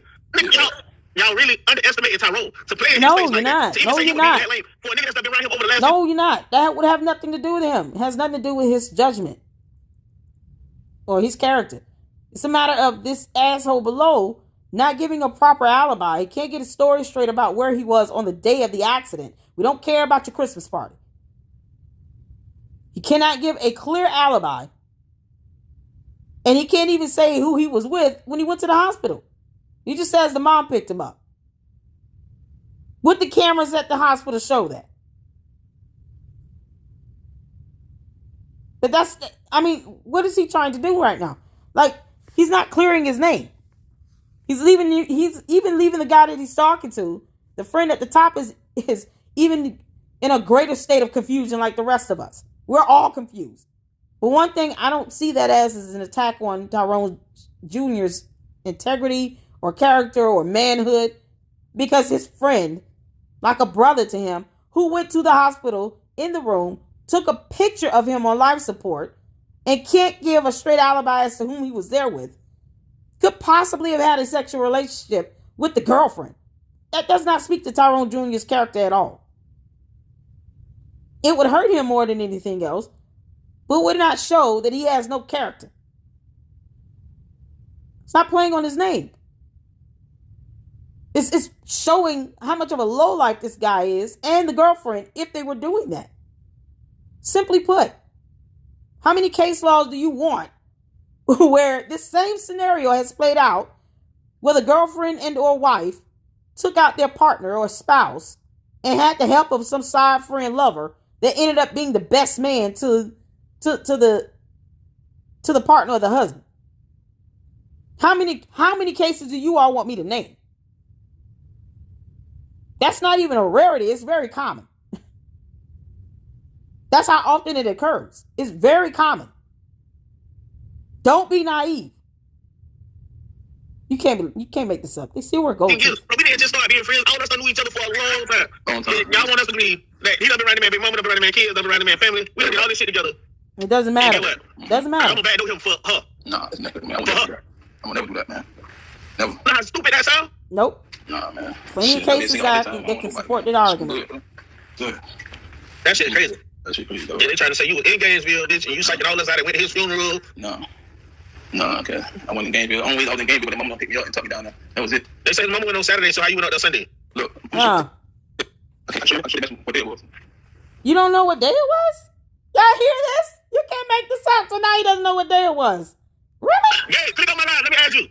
He doesn't know what day it was. Stop. This is a horrible attempt to try to clear your name. The inconsistencies in this, the fact that he can't say who they were, now he doesn't know what day it was. She went to the hospital on Saturday. He's saying Sunday. Plus, he's talking about what occurred on Christmas Day, to which no one cares at all. You can't make this up. Now he's not even clear on the date? What do you mean? When did you leave that party? When did you go back home? How did you get there? What car were you driving? How did you go to the party in Kai City? This makes no sense. What would the hospital security camera footage show? I mean, seriously, can somebody just get the hospital security camera footage? Can any of the family members send photos up there to the hospital staff and say, can you all please tell us, this young man, his name is this. This is how he looks. Do you recall seeing him? If so, who was he with when he was at the hospital? He also took this photo. This is our family on life support. He should have taken this photo. Like, this is ridiculous. Now he doesn't even know which day he was picked up and taken to the hospital with the mother. Stop it. He's lying. Yeah, this shit crazy, bro. I'm tired of work, but this shit crazy as hell, bro. He's lying. So one thing y'all gotta do is stop playing with T2 like he was a lame nigga or something. Yeah. Like he was just This isn't about him. This is about the shoddy friend below. And like I said, I'm gonna keep saying that we all want justice for T2. But we ain't doing no funny shit now. We ain't out here. This ain't about getting no motherfucking money or no likes or none of that. This is about real shit. But she did steal money out of his account. She Y'all stole playing with it. people, real names, real faces out here. For a fucking storyline. My friend, not a fucking storyline. Bitch, we want justice. Blood, bitch. I'm trying to see what happened. You know, I got video when he took. Okay, so if, like I said, how many cases do you want me to quote out? I could read out loud several cases where it came down to the best friend of the man that's sleeping around with his wife and girlfriend, and they did it for money. When she stole money out of his account, refuses to return it. Now he's buying cars, allegedly in his sister's name or for the sister that he could be possibly driving. Who knows? None of that makes any sense. If you're confused, don't sit here and say, there's no way this is a possibility. You're playing on Tyrone Jr.'s name. No, it's not. He's the victim in this scenario. If you truly want justice, what does justice look like? It's not going to be what you want to hear. It's not going to be what's pretty. It's not going to be along the quota. It's not going to be along the lines of where you think it should be going. Getting justice might involve a few twists and turns that might be unexpected. It could be a scenario where this dude down below, the so-called brother, best friend, is actually sleeping with the girlfriend, and they plot and plan to take him out because she's not trying to really marry the guy. I personally think, and I've heard others say this, that Lulu was just out of his league. You know, he seemed very happy to have somebody like her. I don't think she liked him at all. She wasn't attracted to him. So I seemed like she was always intoxicated when she had to be around him. Because she really, physically was not attracted to him. He didn't seem like her type. And of course, men want pretty women. They have a nice face, nice body, they keep themselves up, blah, blah, blah. Yeah. But I'm not the only one that said this. There's several people who have said it. She seems like she was out of his league. And on top of that, now you have this other person being, he was not even brought up previously until now. So Lulu is the girlfriend is the one that put you out there. She put you out there in that post. People started digging to find out who that friend was, and you end up being that friend. And you can't even keep your story straight about which day the mother allegedly picked you up and took you to this hospital when hospital security camera footage would show a date and time. That's not something you should be confused about. You should know, if you loved him like a brother, you would know which day of the week the mother picks you up and takes you to the hospital for you to see him. And then you take a photo while he's on life support.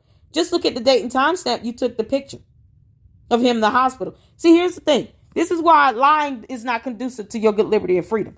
Look at the picture, the date and time stamp of when you took that photo. You should have it in your phone.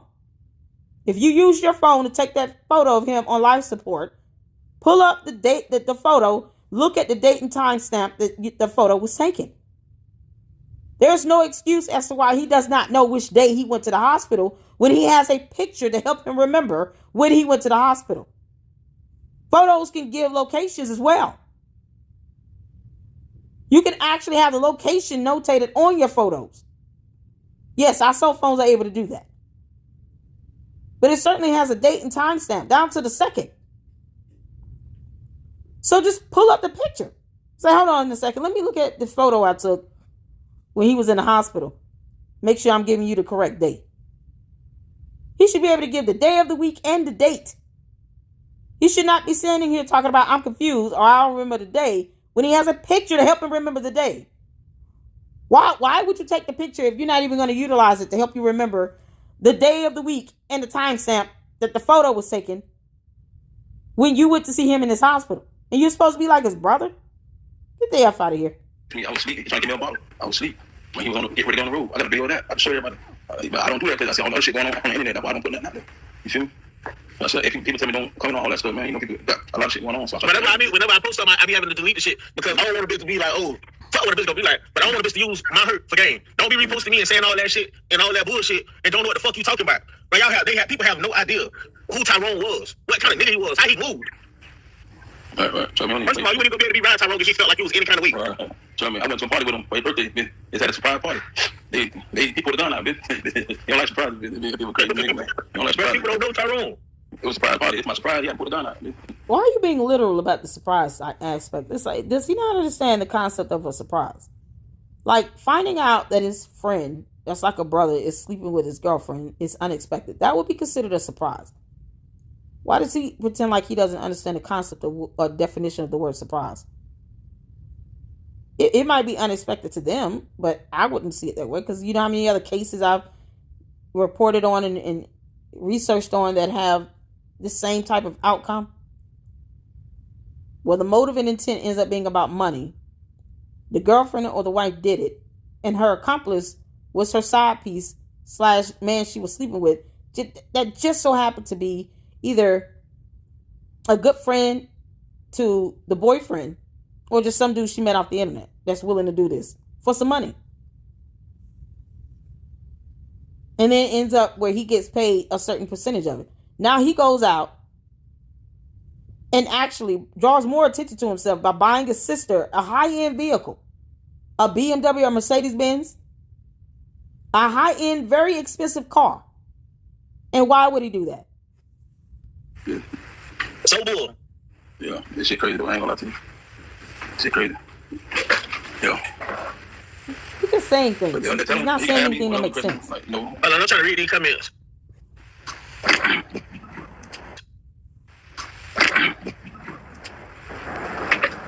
Hey, Barbie, by night, princess. There's a lot of people who not gonna come in on this. You know how long it took for me to come to the conclusion my friend was really dead and that I should say something? Everybody, see, that's how I know the nigga who talking don't even know Jason and the kind of nigga he is. And he up around you all these years and you see all those videos. Majority of the videos you see, you know who the nigga is behind the camera? You don't even see him like that. You ain't never heard him speak. So for him to be his friend, you feel me? For him to be his friend who dead, you know how hard it is to come to the internet with that? This shit personal. This shit for real. I don't even. A nigga really love that nigga. This ain't like a nigga just loves some nigga in the street who you know from down the street. This is a nigga who made it his business when he touched down in Lauderdale to reach out to everybody. I'm reaching out to him. I'm reaching out to my auntie. I'm reaching out to my mom. He come and see, he pull up. He ain't the type of nigga that was just social media friendly for niggas to be their friends. So everybody not gonna be like that. Everybody not finna come on here and express themselves and say what they gotta say about Tyrone because he wasn't that type of nigga. It wasn't about social media. It wasn't about the street. His friends was his friends. Brother, nigga, every time you see two niggas, he's stepping out designer. Okay, so why is he on social media right now? If he's out here to clear his name and he's not the type to explain himself, then why do it now? Because what he said still makes no sense, logically speaking. He literally double spoke and said in one statement that the girlfriend didn't say a word to him, but then turned around in another statement and said, I heard her say that she had to go to the hotel, to the cabin and get some stuff. That's very specific for someone who claims that the girlfriend is not talking to him. Then he said he went to the hospital, went in the room while the girlfriend was talking to the mother, telling her that she had to go to the cabin to get their items. Never came back to the hospital, of course. But yet, you were in the room taking pictures of him on life support while she's out there having that conversation. How the hell did you hear her say that? Unless they were standing outside the room in the hallway and they were just talking loud.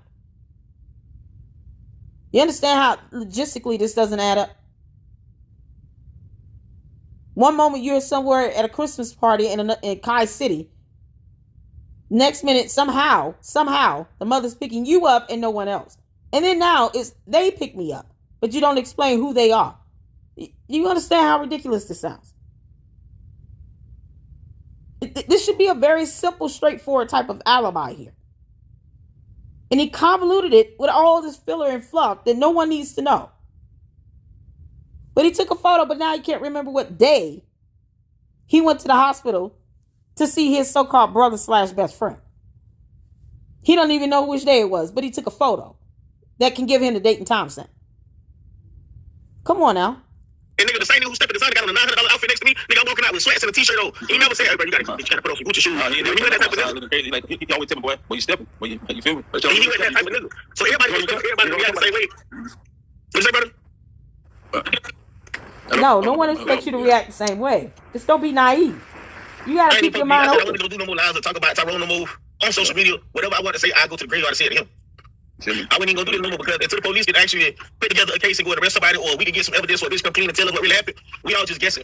We all just trying to figure it out. I made up so many scenarios in my head. What could have happened? That shit had your head hurt. That shit had you out here like, damn, who can you trust? Who can you be around? Bitch, all these people that be around here, nobody could have prevented this. But at the end of the day, the only person who could give us the answers we want, her name is Lulu. Be like nobody else who can give us the answer. No matter who they rank up in their stories. You feel me? No answer, dog. You feel me? I passed out at this man wait. I couldn't even go look at him in no casket at no funeral. I walked in the way and passed completely out of body on the ground. Woke up. Where my phone's at? Who got my shit?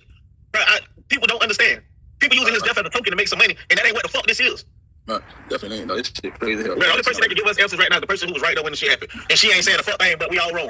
Wait on the police to tell us what happened. That's what she waiting on. Letting all this shit go on just like that, bitch. She don't care. Let them fight. Let them kill themselves. She don't care. Probably don't care, bro. Bro don't care. She don't care, bro. You can tell. But he's not bad mouthing her either. Y'all notice that. Y'all notice the guy at the bottom is not really saying anything negative to about her. And I'm not saying he has to badmouth her, but he's not giving any true feeling or emotion towards the idea that she's being very vague and ambiguous. She was the last person with him allegedly, and she's not really saying much of what happened. He's not upset. You can tell the guy at the top is genuinely upset about this. The guy at the bottom is just kind of co-signing off on what he's saying as if he's trying to preserve himself. I wonder if the police were to get his phone records, would it show him calling her and texting her all the time? And don't think because you delete your phone that the police could not retrieve it from the back server that goes to the phone company. Because, you know, criminals are stupid. They actually think if I delete these call logs and text messages, police can't get anything. Yeah, they can. All this information is typically stored on a back server. They'll just subpoena the information from your phone company. So if you got T-Mobile, Verizon, whatever it is, they will subpoena them and get the information. Plus, the IT forensic analysts are smarter than you. They have a way to get that information. It's not lost forever. It's stored somewhere. I think people underestimate electronic data. Not for me. I don't do live. I mean, you got something to say, they tell me, but But you got on the live today. Make that make sense? It ain't true. All that say shit gotta stop, man. All these fake ass stories, I'm sorry, I'll read in the comments. But all that fake ass shit gotta stop. Like, I really love my brother, man. You feel what I'm saying? That's my brother, dog. I really love him, dog. I want to do nothing to hurt him. I was always there for him. So I'm trying to get up for him. How he was there for me. I lost my daddy. I lost my grandma. He was always there for me. You feel me? So I'm trying to turn that same love. You feel what I'm saying? I can't get everybody like Jason did. No, Jason. Man, you know what I did? I rode through the park and seen all the people out there, bro. I went and fought outside the park. Right.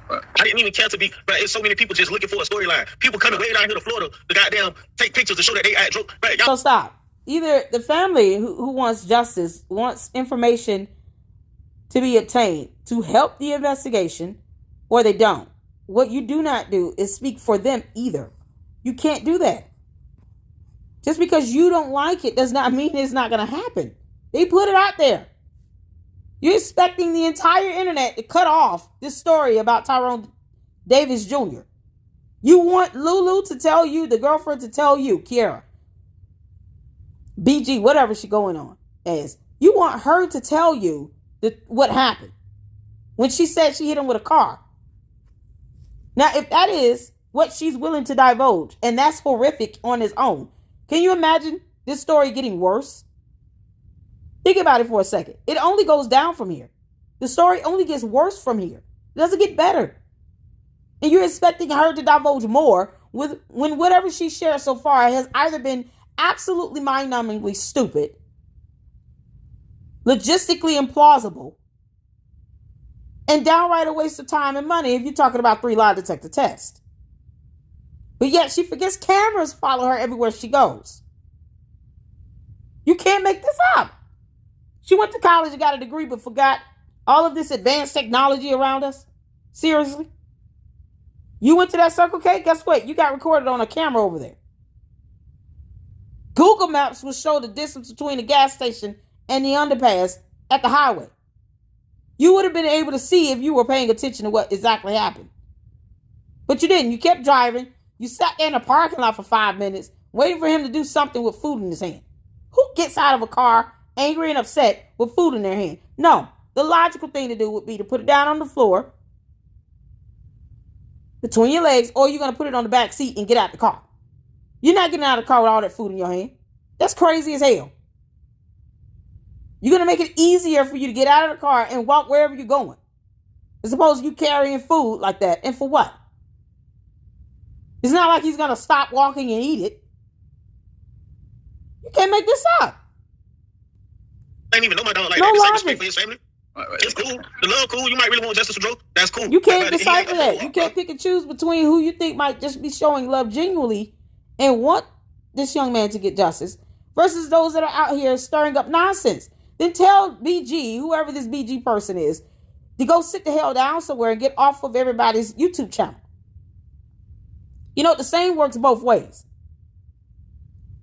They're on this disingenuous campaign tour for PR, trying to clean up the girlfriend's image. And for what?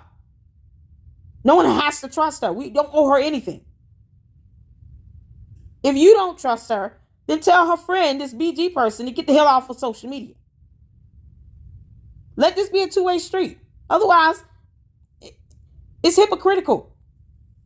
Definitely. I ain't never seen nothing like this before ever, bro. I ain't even gonna sit. I ain't never been a part of nothing like this, bro. In 1 month's time, in December, I lost J-Rock first. And that was hard to deal with. Then I fucked around and lost Val. What do y'all think she is? This bitch ain't dumb. She know whatever happened out there. It's like, okay, I want to say so much, and I want to just say, hey, yeah, bitch, I did X, Y, Z, and the nigga made me. But she's not gonna do that. So we have to keep fighting for justice the right way. Ain't nobody trying to kill nobody. Ain't nobody trying to leave their family. Right now, we all hurting. We just want fucking justice. Not no money. Not none of that. The only GoFundMe that was. What does justice mean to these people? I mean, what does it mean here? What does it mean here? What does justice look like to them? Okay, so this is from Deep Noir News. This is I think Gigi's channel. One of her, I think she has like 3 or 4 channels. She played the video of this young man here who put up information about the Jason guy who could not remember what day he went to the hospital allegedly with Tyrone Jr.'s mother, and he's supposed to be like a brother best friend. And there's an allegation that he was having some sort of sexual relationship with the girlfriend behind Tyrone's back. And that I think that's Jason. This guy here, his name is it Prince? But he did a video where he came out and he spoke out about the video we just watched with the two friends, where the Jason person was allegedly trying to give an alibi and the other friend was trying to clear his name. And they spoke about this young man, Prince, because he's the one that put the information out there about the secret relationship and how Jason was that other friend at the hospital that the girlfriend confirmed in a post was there. A close friend of Tyrone Jr. was at the hospital, and Jason was that friend that was at the hospital. What he did not clear up is whether or not he was there with Lulu, the girlfriend, alone, or if he actually was there with the mother and the mother's side of the family. He claimed that the mother picked him up from his house, but he never says when he went back home from this Christmas party, he wanted everyone to know about, that we don't care. So, needless to say, he gave a bunch of filler fluff information. It's like he's answering questions no one asked. He's not being consistent with what occurred. He couldn't even remember what day he went to the hospital. And yet he took a photo of Tyrone Jr. on life support in the hospital room. Yeah, so that photo would give you a date and time stamp. It's not even utilizing that. But he wants everybody to look at a post that or whatever social media profile he has of him being at a Christmas party on Christmas Day, when the incident didn't occur on Christmas Day. I do believe it was the day after. So my question would be, why does he not have a car? How's he getting around? Why would the mother only pick him up and not the rest of her children? I mean, why would he not communicate to the father side of the family as well? If he knows both sides of the family, why would he not communicate to the father side of the family? Like, none of that makes sense. He consistently said they and couldn't say who they were that he went to the hospital with. And once again, he couldn't remember what day he went to the hospital, but he took a photo. You can't make this up. Start that push. It's your job to start that fight. You can't expect nobody to push for you if you don't initiate that push. My homeboys, if I lose a partner, I'm going to initiate that push. I'm not sitting back waiting on other people who got a voice or activists, the police to push a push. I'm doing that myself, man. Okay, I don't know who he talking about, but I think it should hit Jason. What push have Jason done? What progress have Jason done to get justice for his best friend? Have Jason came out and told you guys what he was doing, boots on the ground to get justice for his best friend? Or he just been sitting back, not doing nothing? Huh? Oh, we all know he's doing nothing. I said, he's sitting back, not doing nothing like the rest of them. And did you hear? Russell gonna tell me this, that Jason, he was at the funeral, Tyrone's funeral, and why was he taking pictures, sending them to Lulu? Did you hear about that? What? Yes, I did. Now, why is your friend Jason sending pictures to Lulu? So that means Lulu and Jason, they close, y'all. They got a real tight relationship. Because you already know how the family feel about Lulu. Before the funeral, it was already talked about on social media. Everybody knew the family did not fuck with Lulu. Hell, she didn't even go to the funeral. So you know Lulu told you about the Davidson family and how they treating her. So you want to side with the ops and you sending her damn pictures at the funeral? That should let y'all know right there. Why is he sending pictures to the alleged killer? Huh? Who sends pictures to the alleged killer, y'all? I'm asking. Y'all think that just because I'm from your city, I'm supposed to be pushing for you. I do everything different. I do different things for my city that they don't speak on. I make sure people get a buy. Last year, 400 people got employed thanks to me. So if the Jason guy was taking photos of him at the funeral, I just said earlier in this video, you don't use a funeral as an opportunity to do a photo shoot. He had no idea that he actually was taking photos at the funeral as well. It was alleged that he took a photo of Tyrone Jr. in the hospital room while this young man was on life support. I had no idea he went to the funeral and took photos of the deceased at the funeral. Like it's a photo shoot. And then texted to the girlfriend, but claims that he had no communication with her. He has not spoken with her. He has not talked with her since. But you're sending her text messages. That's communication, you idiot. That is communication. So he lied. Once again, if the investigators had to get your phone records, what would it show? You can't delete it to where they cannot retrieve it. They can get it back. They can get that information, that data off your phone. If they got to go directly to the phone company and get it from their server, they will get it. Why are you texting her photos of him in the casket? If you claim you're not talking to her, you can't make this up. The year before, 1,200 people got employed thanks to me. But that don't get spoke about. That don't get spoke about. Y'all want to look for some negative to speak on somebody's name, and you never want to talk about the positive. You don't want to talk about what people really do for y'all. Y'all don't want to talk about that. I get more people employed in the state of Florida than your neighborhood homeboy. This is crazy. That's a fact. That's a fact. Some of y'all have the nerve to get on Facebook and talk about, oh, people be so invested in situations.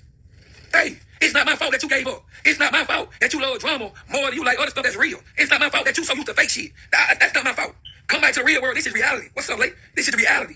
This is where this shit can put on the floor at. All right, so for those of you guys that want to know who is Polo, this is Polo. Now, I might fast forward, okay? Polo, his name is, I thought it was Prince. It's Polo. I mentioned his name. Not one time did I say he hit Joe across the head. Not one time I say he was in that cabin.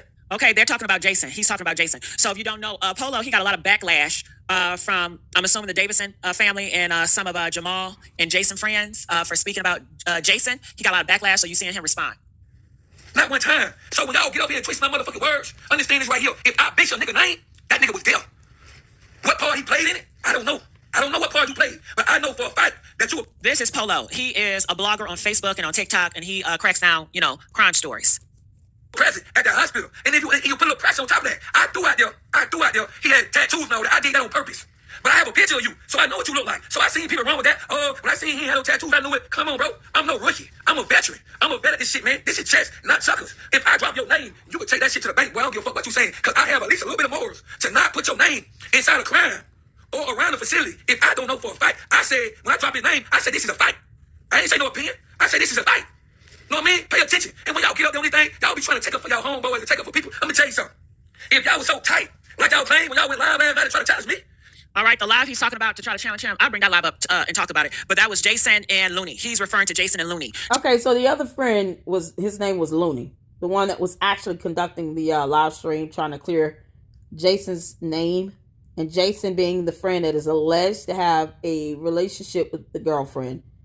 And was there with the girlfriend at the cabin. And he confirmed he was definitely at the hospital. But he's trying to say that he was not there with her. He was there with the mother. But he couldn't remember what day he was there, and he took a photo. Like, this stuff is so crazy.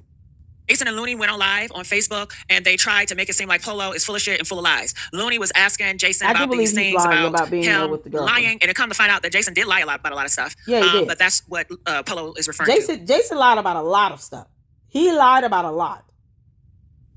Honestly, if you couldn't even be honest to say that you were there with the girlfriend and you were not there with the mother, I don't even know why you would get up there and do an alibi if you couldn't even remember what day you went there. You said you went there on Sunday, so you told on yourself. But the mother went up there that Saturday. You're telling on yourself. But then you try to divert from the topic by trying to bring up something about a Christmas party on the 25th. No one cares.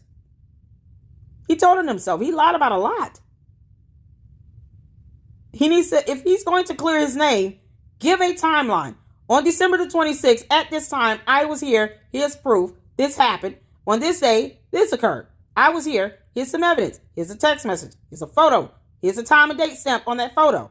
He should be able to go methodically through those 3 or 4 days of what transpired. He should not be saying, the mom picked me up. Yeah, that's what happened. Yeah. Like, he's just coming up with it on the spot. And he's agreed to what sounds right in his mind, but he's not really thinking about what he's relaying. You can't make this up. And then he took photos of him at the funeral. Get out of here. Why are you doing that? And you're taxing them to the girlfriend, but yet you say you're not communicating with her at all. You have not talked to her. You have not communicated with her. You have not spoken to her. Y'all have not talked, period. Text messages would be a form of communication. So don't get dumb with the semantics. It's so stupid. Challenge me on Facebook. If that nigga was so close to you, guess what dog did? Jason would have called you. So when you try to defend Jason and tell me all the history y'all had together, why Jason ain't call you if that history meant something? Why Jason? That part, you're right, Polo. He should have called his man. Yeah, he didn't call him. This shit not adding up. Especially if y'all been around a killer. Why you sending pictures to the killer? To me, that don't My thing is this. Why didn't he call and notify Looney? Is that his name? Looney. And say, you won't believe what just happened. I'm here at the hospital, man. Please come down here. We all like brothers. We're all his best friends. We have to be here for him. His mother is crying and upset. Hell, man, you can't make this stuff up. Sorry, I had to take a pause, but this is ridiculous. Jason really summed up. They called you. Oh yeah, I was saying, why didn't he call the friend and say, hey, Looney, you might want to come down. I'm here. I'm with the girlfriend with Kiara, but she's really distraught. The mother's on the way, blah, blah, blah. And just be honest about it. The reason why he didn't contact anybody, just in case you all were wondering if I was going to answer that question, Yes, I'm going to answer it. The reason why Jason did not call anyone is because he did not want people to know that he was there with the girlfriend.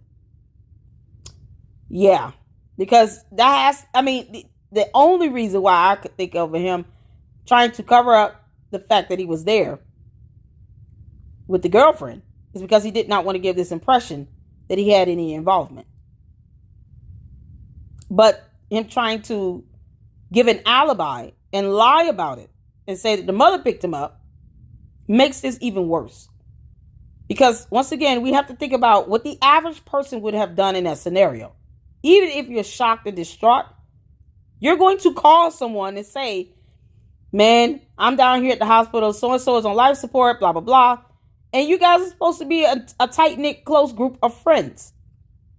That's why Looney should not be naive to believe that Jason it's so impossible for him to be sleeping around with the girlfriend. Are you kidding? You know how many of these cases go down the pipeline where it ends up being where one of the best friends is messing around with the wife or the girlfriend? And then she steals $250,000 out of an account, allegedly. You can't make this up. And refuses to return the money.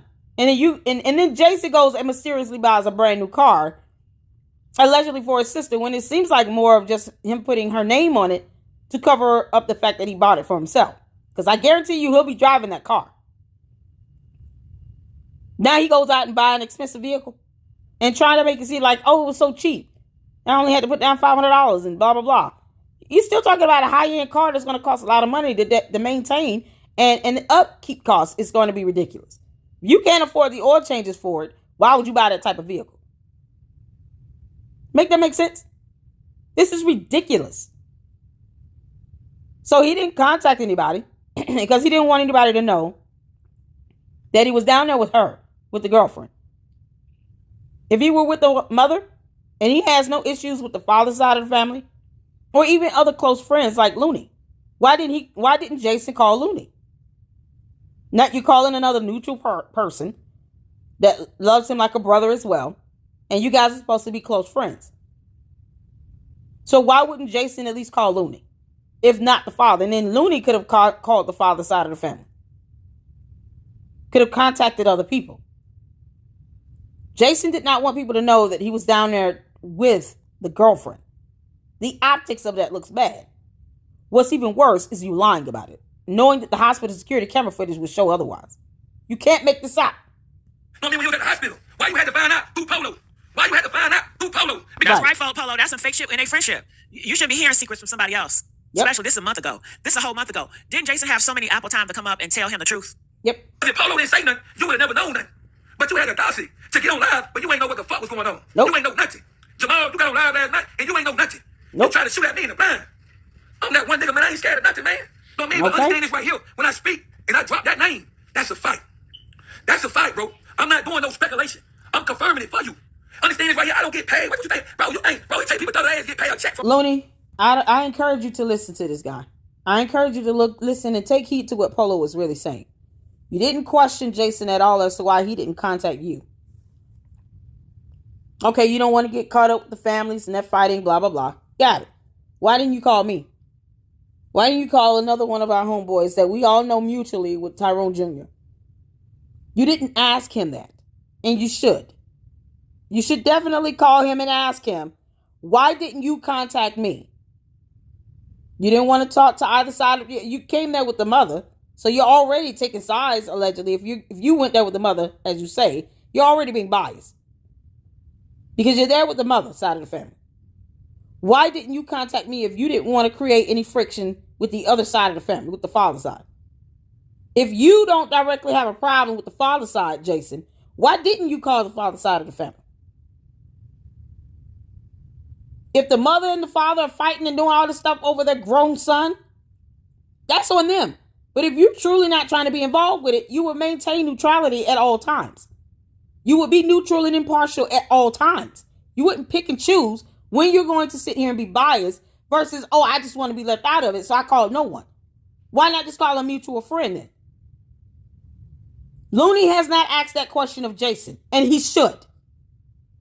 So you wanted him to clear up his name and give us an alibi to which he said nothing of value, that I'm sure many security camera footages would disprove. Why don't you call him back and get him on live stream and ask him, why didn't you call me? And I want to know a good reason. It would be in your best interest to tell me the truth and tell me why you failed to call me or another mutual friend if you're not trying to be involved with either side of the relatives. Come on now. Facebook, bitch, I need money now. If you think for a second that I'm investing my time and my energy and my... Hold on, but didn't they ain't people accusing them of getting paid by Lulu from shutting up? People are saying that Jason must got a pay cut. Do you think that Jason got a pay cut from Lulu? Yeah, he bought a car. He couldn't afford. Yes, I do. See? You come on now, Gigi. You think I'm gonna ride with y'all? And I'm come on now, and I'm walking into danger. You a snitch straight nigga. But Jay, you crazy. You out your mind. You don't understand I operate business. I got a lot of stuff going on, man. I don't have time to be wasted. Know what I mean? That's why I talk to the daddy. When y'all holler about the family member, I talk to the daddy. The daddy talk to me. We communicate. We were just talking today. Know what I mean? If you notice something, that's why he came on the platform to say what he had to say. He could have picked any platform. He could have picked any blogger. But he came here. In 4 days, this story has reached 2 million people. In 4 days, 2 million people. Talking about viral. And you know why people come? Because it makes sense. This is the most accurate line of making sense compared to other bloggers who have put stories out there without laying it out. I don't have time to be playing games. I troll in real life. When I say troll me. So he's basically saying, I'm putting out something that's more logical and makes common sense. Because you're talking about, all of the narratives that are being put out there. I went to the cabin. I'm on boots on the ground. I'm actually going to these places, probably asking questions behind the scenes. Hopefully he goes to the hospital and shows the photo of Jason and the girlfriend and the mother and say, who was this man here with? Do you all recall him being here with anyone? He might not be able to review the security camera footage inside the hospital, probably at the door. They might be able to show him some sort of footage at the door coming in.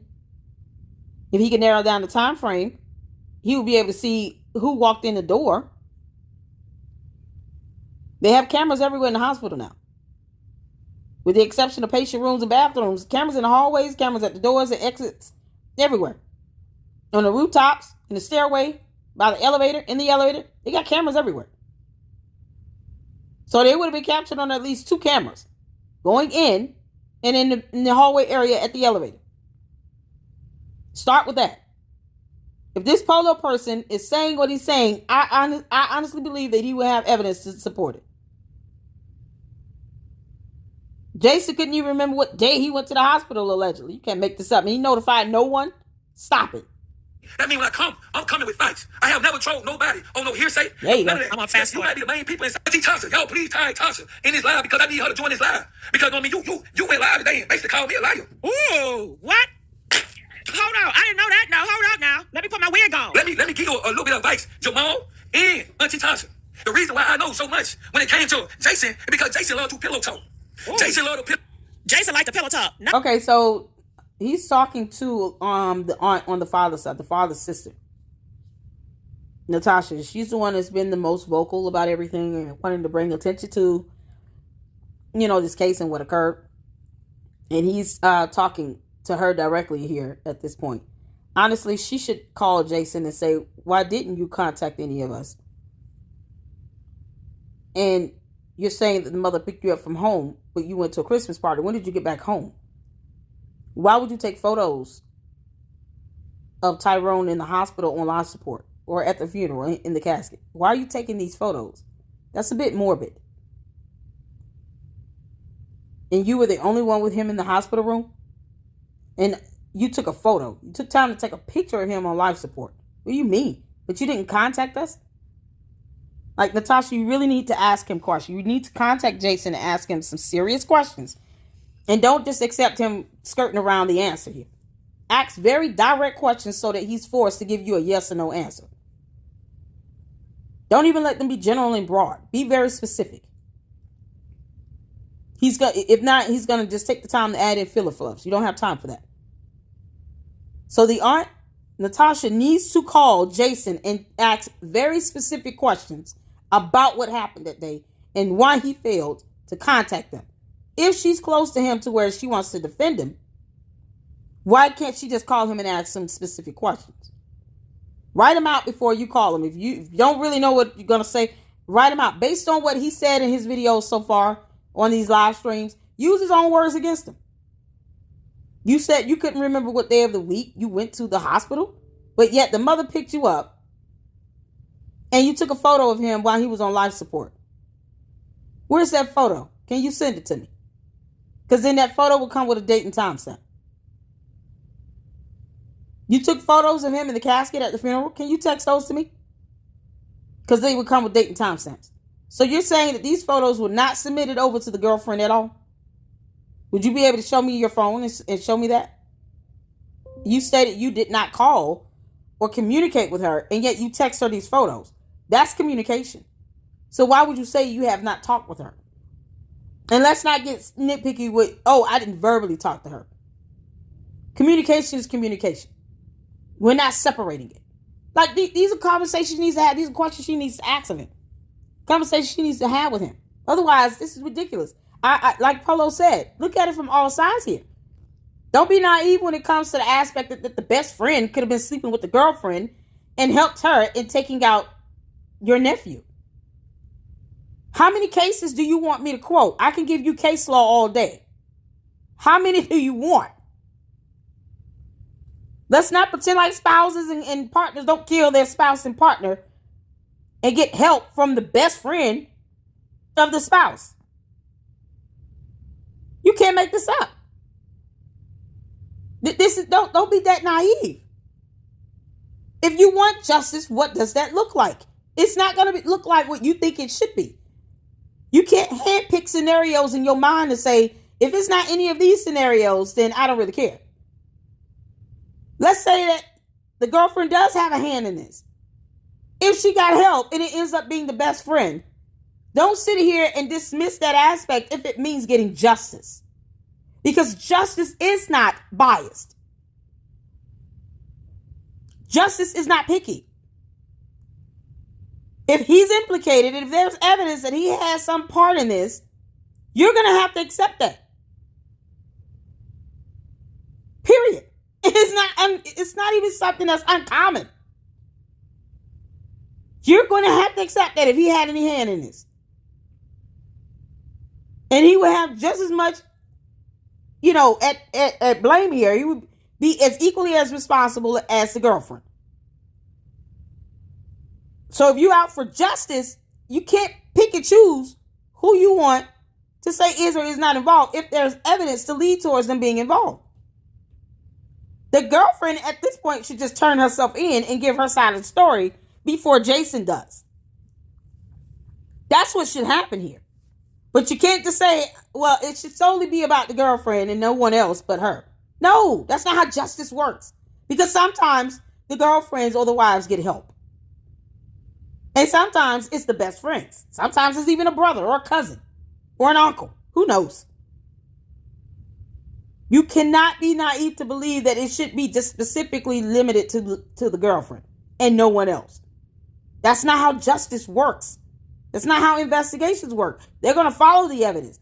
That's why sometimes detectives don't put out everything that they have, because it can be biased and tainted. Let's say formal charges come down the pipeline against the girlfriend and the friend. What you don't want is a tainted jury pool selection. We also have laws that protect investigations and evidence related to it. So these are things that, people have to consider here when you're talking about wanting justice. Justice is not going to sit here and just handpick the actual defendants for you. No, justice means following the evidence wherever it goes. And wherever it lands, that's where it is. Period. You don't have to like it. It is what it is. You can't make this stuff up. The man, I couldn't even form a sentence on that damn lie. That's what he like doing.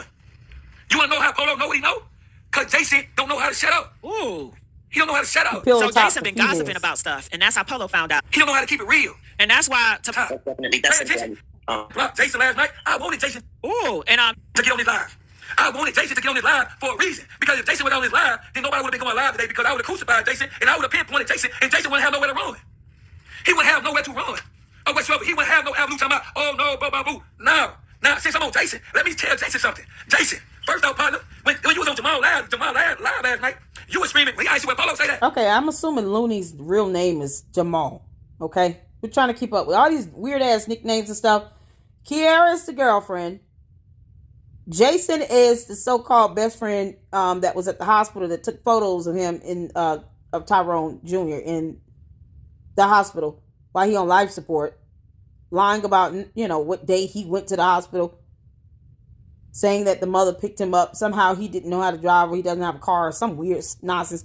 Bought his sister a car, And then you have Polo here, who put that information out about Jason having some sexual relationship with the girlfriend, Kiara, and is, rightfully so annoyed at the idea that the aunt would be upset at Jason being involved in this at all, when that happens all the time. I got case law for days. You might got something to do with this, and you quit the hell about talking about you were down south. I disagree with that statement. Because the girl came on the live, the same girl that you were talking to, came on the live and denoted that situation, that claim. She said you called her. The same girl that the people in the chat told me to kick off. And I ended up bring her back. Or what's up? Because apparently I feel like she had something to say. So that same girl, she said, yeah, he tried to reach out to me. Blah, blah, blah. He asked me, was it raining down south? Oh, what's up? Wait, let him claim you was already there. And then he tried to get her to send some pictures. But why would she be sending you some pictures of down south if you were already down south? Because you wasn't there. Because you wasn't there. And then let me tell you something else. Then you try to change the story, and then you try to make it seem like, oh, you was in. So the Christmas party thing, like I said, he's lying about that. I mean, because when you have someone, you guys, if you listen to interrogations, they do what's called the Reed method, right? When someone offers to give up information that's not being asked of them, that does not even fit into the storyline, the timeline at all, but they're trying to force it, they're trying to distract and deter from the truth of where they really were. He wants people to go on his social media website. This is Jason now.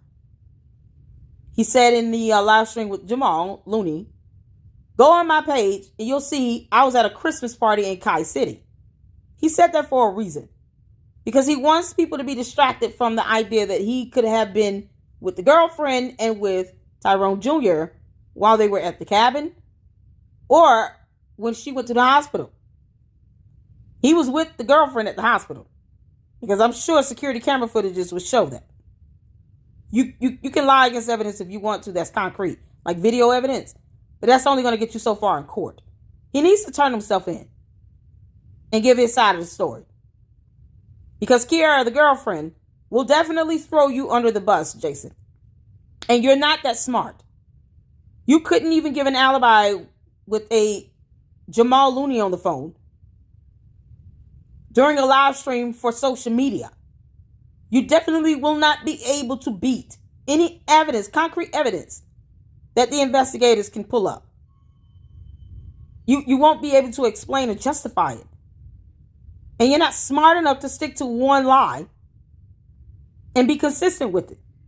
And then your lie does not make sense, because you're putting yourself at two different places at the same time. Either you were at home or you were in Kai City at a Christmas party. Either the mother picked you up or you drove there with the girlfriend, Kiara. What you cannot be is at two places at the same time. When your storyline does not match up to the date and time stamps of these photos that you're taking at the hospital, or video camera footage that surely captured you walking in, you are lying. And it's an indication you would not do well in an interrogation. Turn yourself in and get an attorney. This is dumb. And Polo is standing here like, look, I know what's being told, and I have evidence to prove it. He's saying he was somewhere at a Christmas party. He just wasn't even there. You're not going to ask someone to send photos to you so that you can use as a part of your alibi if you're already there and you can take photos yourself. Come on now. At the festival. Well, guess what? Guess what I know? You try to get your sister to send you some videos and pictures of the event that took place down there in Pompano. You said that she got the videos and pictures, but you the one that supposed to be recording. You the one that supposed to be there. Stop playing with me. I would dig your life up. Stop playing with me. I'm connected everywhere. Wow. Lord, I got people that fuck with me. You know what I mean? And let me tell you something. You a bum in real life, but you got a nerve to talk about you bought your sister a brand new BMW. And then you told me that you work 3,000. That's how you pulled it out. No. That's not how that go. That's a brand. Time out. Y'all said, but y'all.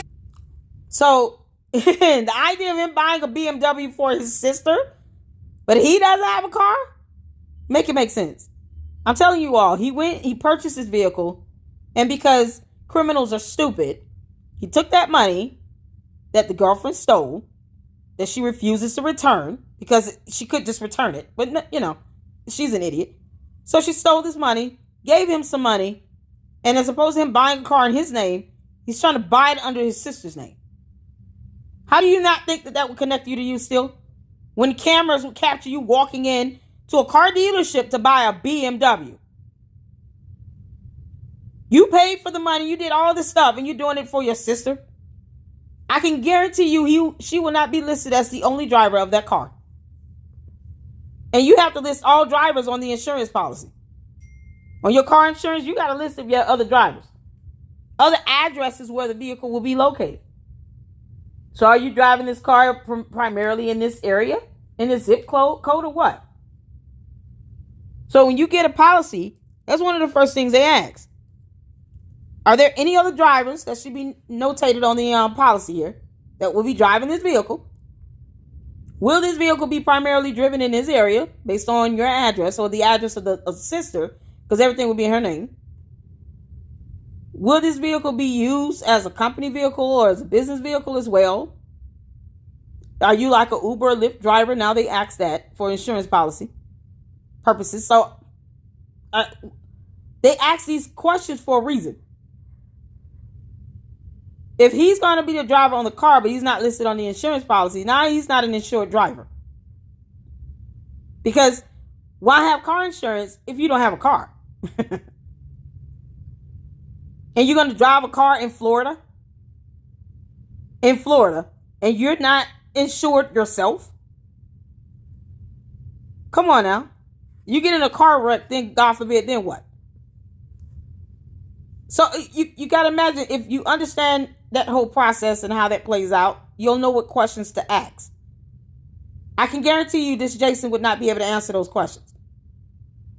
You have to have proof, evidence to show that he is a listed driver on that car for the car insurance.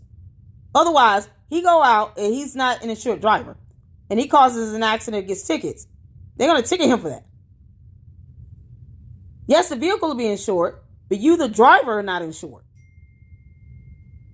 And you're going to go out here and get tickets and it's all going to fall on your sister. Make it make sense? Either he loves his sister or he can't stand her guts. Because I don't know anybody that would do that. I love my sister. I'm going to buy her a car. But if he's driving the car, he goes out and gets speeding tickets or gets into car accidents, guess whose head that falls on? The sister. So she's going to take the heat for all the stuff you're going to do behind the wheel of that car? Get out of here. Y'all, it's called a ruse. He did that to cover up the fact that he was buying himself a car, a BMW at that, knowing on average that's not a part of his normal behavior. He cannot afford to live lavishly like that. And like I said, Tyrone Jr. seemed to be the financial carrier of a lot of people, friends included. From the Jamal to Jason, anyone else. He seemed like he carried a lot of these people financially and gave them money, helped them pay their bills, all these things. Went out there his way to celebrate them, their birthdays, spent all this money. And knowing they probably, and I'm not saying they, as in Jamal couldn't afford anything, but this Jason person, the way he comes off and the way he's being described, it's like he's a bum. He will never be able to spend the type of money that Tyrone Jr. spent on him. So if you're not able to reciprocate that, that means that it's a one-way street financially. And now all of a sudden you can go and buy your sister a BMW, but not a car for yourself. And you expect us to believe you're not going to be driving that car? Well, stop. $500 down on that car. $500 on a BMW? Hey, talking about, oh, he disagree with. Hey, bro, you don't know enough to disagree with nothing. I don't know if you get it or not, but y'all be so quick to talk about a nigga, I don't think a nigga did this, and I don't think because he's so close. Stop playing with me. It close ain't has nothing to do with it. Who close? Has nothing to do with that. Y'all talking about who close, nigga? Who close? Who close? If you go around thinking, oh, well, he's too close, so it's impossible that he did that, then you're not expecting justice. This is why you cannot be biased when you're looking at cases like this. You can't just rule someone out because they're too close. It's the ones that are close that typically end up doing what they're doing. It's absolutely absurd to say that. Oh, he has no involvement because he's too close to the family. What do you mean? I'm so glad the investigators don't think like this. I'm so happy detectives don't think like this. As a matter of fact, they think the opposite. They don't go into it saying we're not going to consider a suspect because they're too close. No, they go in, let's get the closest ones first. Let's rule them out. It sounds like there's so many players in this. You gotta, it's like another person added to their list to interrogate. They need to do some interrogations, and of course they're recorded, and post up the videos. Or allow us to do a 48. This is ridiculous. Especially a Lulu doing a lie detector test 3 times. That had to be recorded. I want to see that. I just want to see the interrogation of her taking 3 lie detector tests. Because that minister who's all messy put her foot in her mouth. And now we're demanding the results of that lie detector test. All 3 of them. All 3 of them. Because you claim she passed them all. You don't take 2 additional tests if you pass the first time. Police departments don't have budgets like that. They just waste money on that. Either she paid for them out of pocket and had them done herself by a PI and someone that can administer those tests, or the police department believed that she was malingering the first 2 times and did it a 3rd time. I'll let Minister Messi look up the definition of the word malingering. Doesn't seem like she has the vocabulary to keep up with that either. Nigga can't kill Abel for nothing. They talking about who close. Oh, with jealousy and envy. What I've been saying, GG. He just said what I've been saying, $250,000. Whatsoever. I don't do this shit just because I want to Can't kill Abel over jealousy. Just because I want to lie on people's name. I don't do it. This is serious business. This is serious business. And you know why people are here today? Auntie Tasha, Jamal, Jason, the other friend that came. Oh, the other homeboy that was at the hospital. The one I was dropping his name today too. So, I see. Because it's accurate. It's the most accurate source of information. It's the most accurate. It makes sense. Whatever he doing, whatever Polo doing, it in line to so what's going on. It might not be on the money, but it's close to what's going on because you know how? Because when Polo came aboard, people started moving. People started talking. People started shaking. People started making movement on their pages. People started doing stuff that they wasn't doing the prior 30 days. That's why. That's why. So when y'all about to learn to speak on my name, make sure y'all come correct. Make sure y'all got it right. Know what I mean? Y'all so quick to run and hide. I be wondering, asking myself, is it really justice y'all want? Ooh. Is it really answers you want? Because one thing about it is, y'all be talking about, oh. Exactly. That's what I said. What does justice look like to you if you're going to be biased and you can't remain impartial and neutral and look at this as, I'm going to let the evidence carry me wherever it goes. I'm not going to sit here and to try to deflect or deter someone from, doing what they have to do with this investigation. I'm not going to sit here if it comes out to where someone else is involved and then just, crush the aspect of that because reasons. You can still have some level of affinity for the person. Even if it sounds like she's cool with this young man, Jason, the Aunt Natasha. She's like, I don't, in her mind, she doesn't want it to be someone she cares about. But they don't mind it being all Lulu. This scenario is not logistically lining up to where she could have acted alone. So what does justice look like to you? What are you demanding justice for if you're not being open to the aspect that the evidence probably could lead to him being involved in some shape, form, or fashion? The fact that he did not call the Aunt Natasha and she's trying to defend him and he was at the hospital speaks volumes. If you're remotely close to this young man, you should be asking him yourself, why didn't you call me? I don't like the way you moved. And then you want to forget what day you went to the hospital all of a sudden? Now you don't know what day, but you took a picture of him while he's on life support. What are you doing? Send me that photo so I can see the date and time stamp. And who did you send this photo to? Why would you take a picture of this? Those are the questions you should be asking him. You don't have to be mad or angry. Just type out some questions and call him and ask him some questions. And if he wants to be dodgy or act as if he doesn't want to answer, that should tell you a lot about his character and what all you need to know. What does justice look like to you? If you don't want people to talk about it, then why put it out there? Because one thing you can't do is control the internet. Can't control how people are going to sit down and dissect this and report on it and research it. You cannot control that. So all the theories and opinions and everything, everybody doesn't agree with everything I'm saying.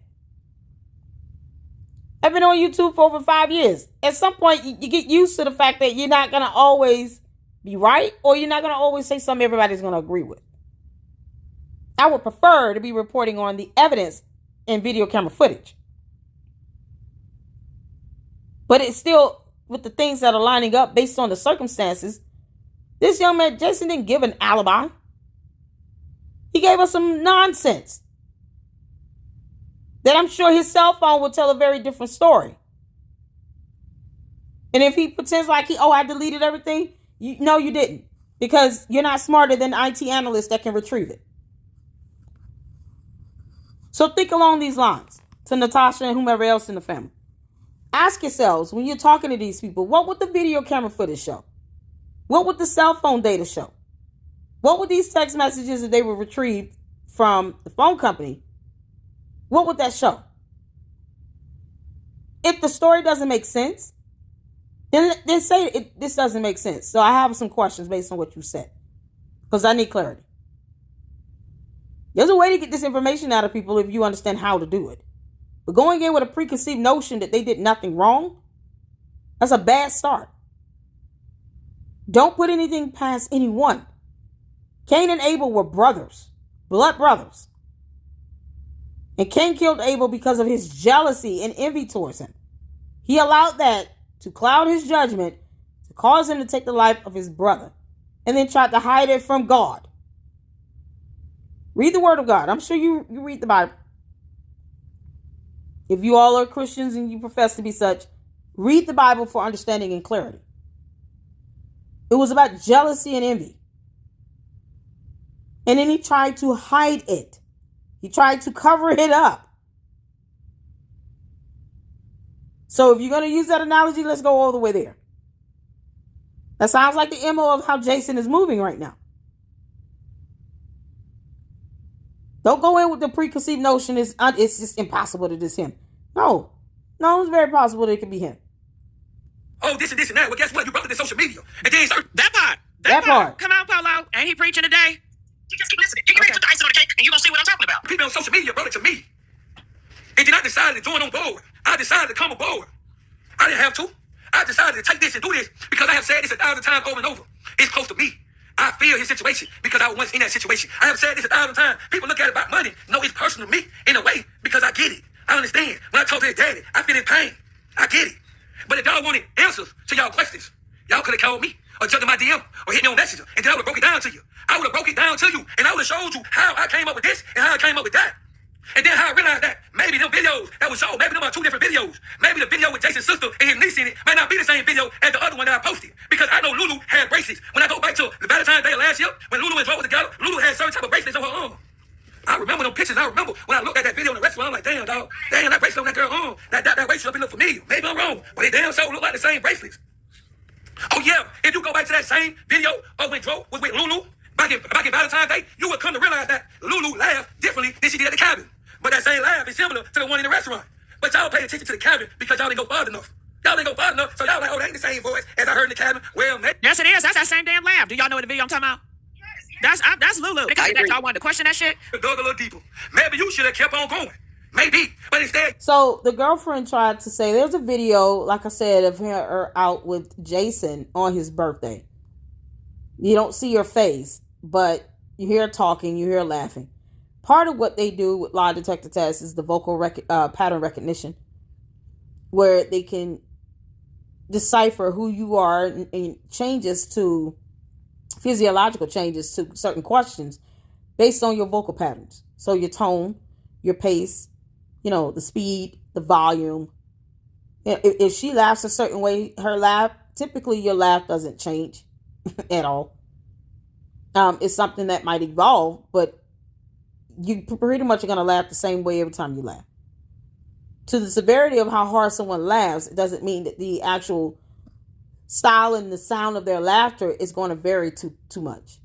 It'll only vary for me personally when I'm hoarse. If I don't, you can tell if my voice is just tapped out versus when, I'm at full capacity.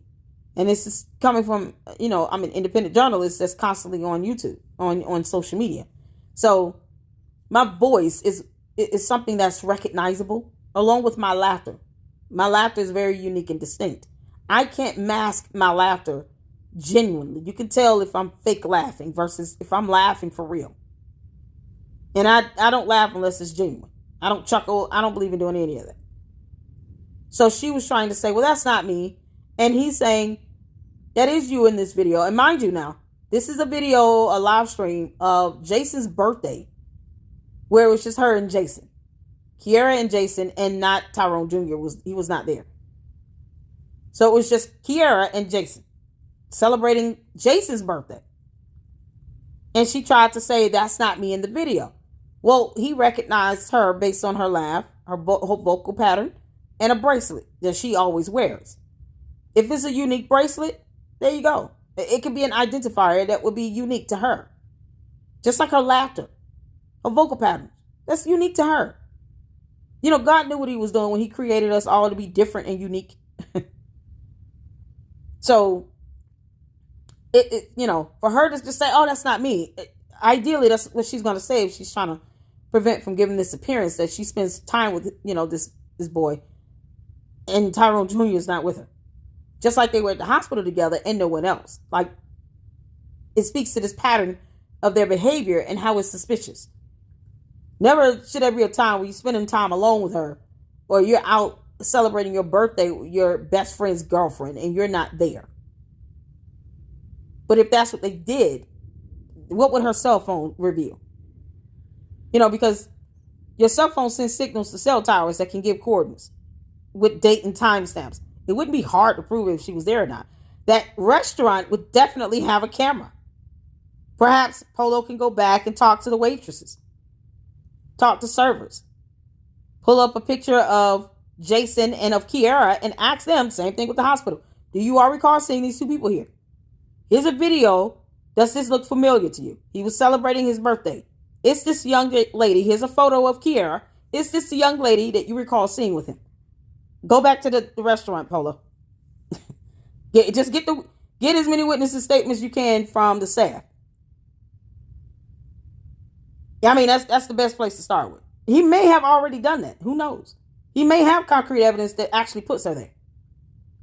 It's something that doesn't have to be theorized. If they have a camera outside that restaurant, it's going to show those two walking in. This is why I like video evidence. I was quick to try to criticize what Polo said because Auntie Tasha went live and say she don't believe that. I never said Jason hit Joe off the head. I said Jason was at the hospital. Maybe he partly set up too. Hello. That's what I'm talking about, Polo. Come on now. Come on, walk him down, Polo. Go ahead, Tamala. Yes. That's what I said. I don't add nothing extra. Whatever Facebook add, I don't add that. Just like when it came to Lulu removing what she said about Jason's birthday. That's Why what did I she said. take that I never down? said Lulu unfriended Jason. I never said that. Hey, they See, I never said that. But y'all didn't want to hear that. Y'all wanted to find something to criticize. Bro, let's keep it real. When y'all scream justice for Joe, what is y'all looking for? When you bring it to social media, there you go. Guess what? You make it public. That's and right. another thing I got a problem with, before I drop who else was at the hospital, what I got a problem is that it's called transparency. If y'all want people to believe how y'all feel, you got to give people transparency. $250,000 came up missing. But somebody's name was on the account. Exactly. She stole this money. I don't understand how that's not bank fraud. You can't make this up. And no one is saying, give us the money back. Why isn't the other account holder screaming to the heavens, Lulu needs to return this money? She stole it. It's not hers. The bank's fraud department is going to investigate and trace it. That's not something that would be hard to prove. I'm just saying, it wouldn't be hard to prove she logged on to the bank on her phone or her device, using his credentials, transferred this money. It's going to go back to an IP address.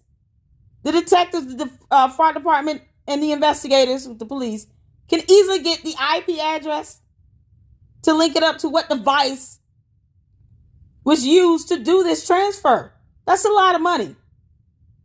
To the average broke person, $250,000 is a lot of money. Might not have been a lot to Tyrone Jr., but it's a lot to the average person that doesn't have $250,000 at their disposal. I don't think that the girlfriend could just conjure up $200,000 on her own. She doesn't have any other time. She would not have that type of money sitting in her account.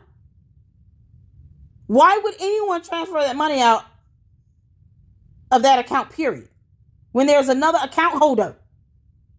What in the entire F word is wrong with these people? It's that simple. She transferred the money out, and she's not giving it back. That's that could get her some charges faster than linking her to any death of Tyrone Jr.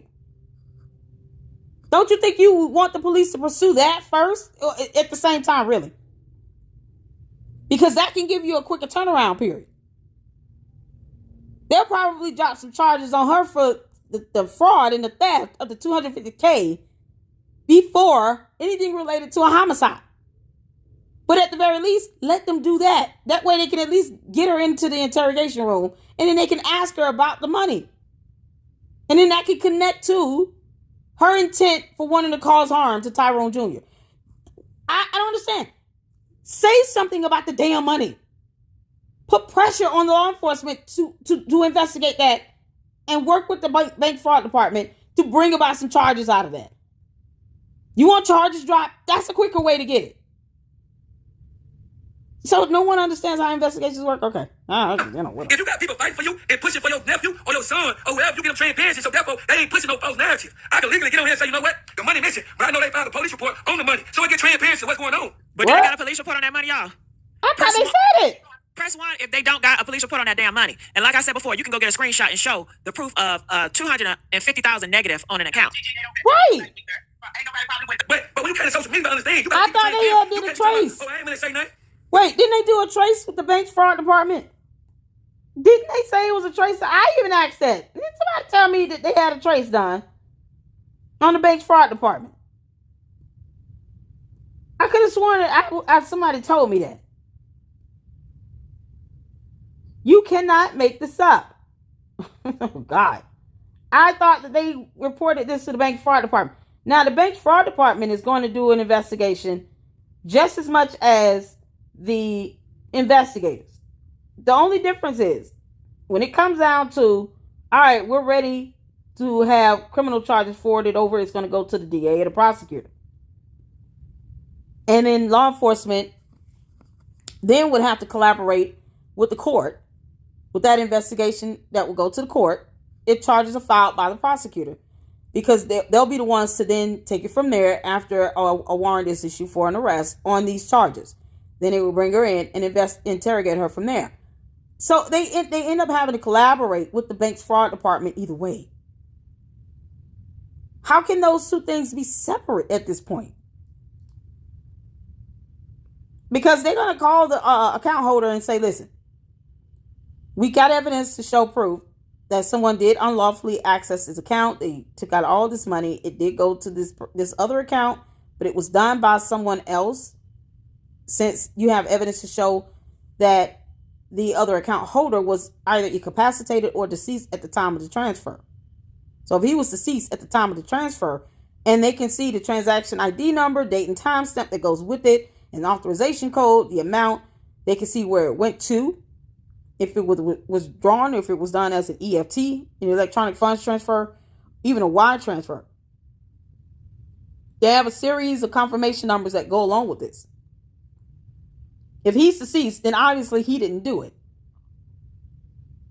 So, why is that not a more focal point here?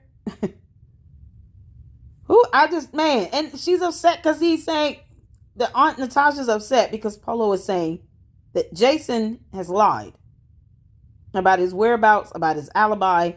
I have evidence to prove otherwise. Are you kidding? Historically, he is known to spend time with her alone. They had some type of relationship going on.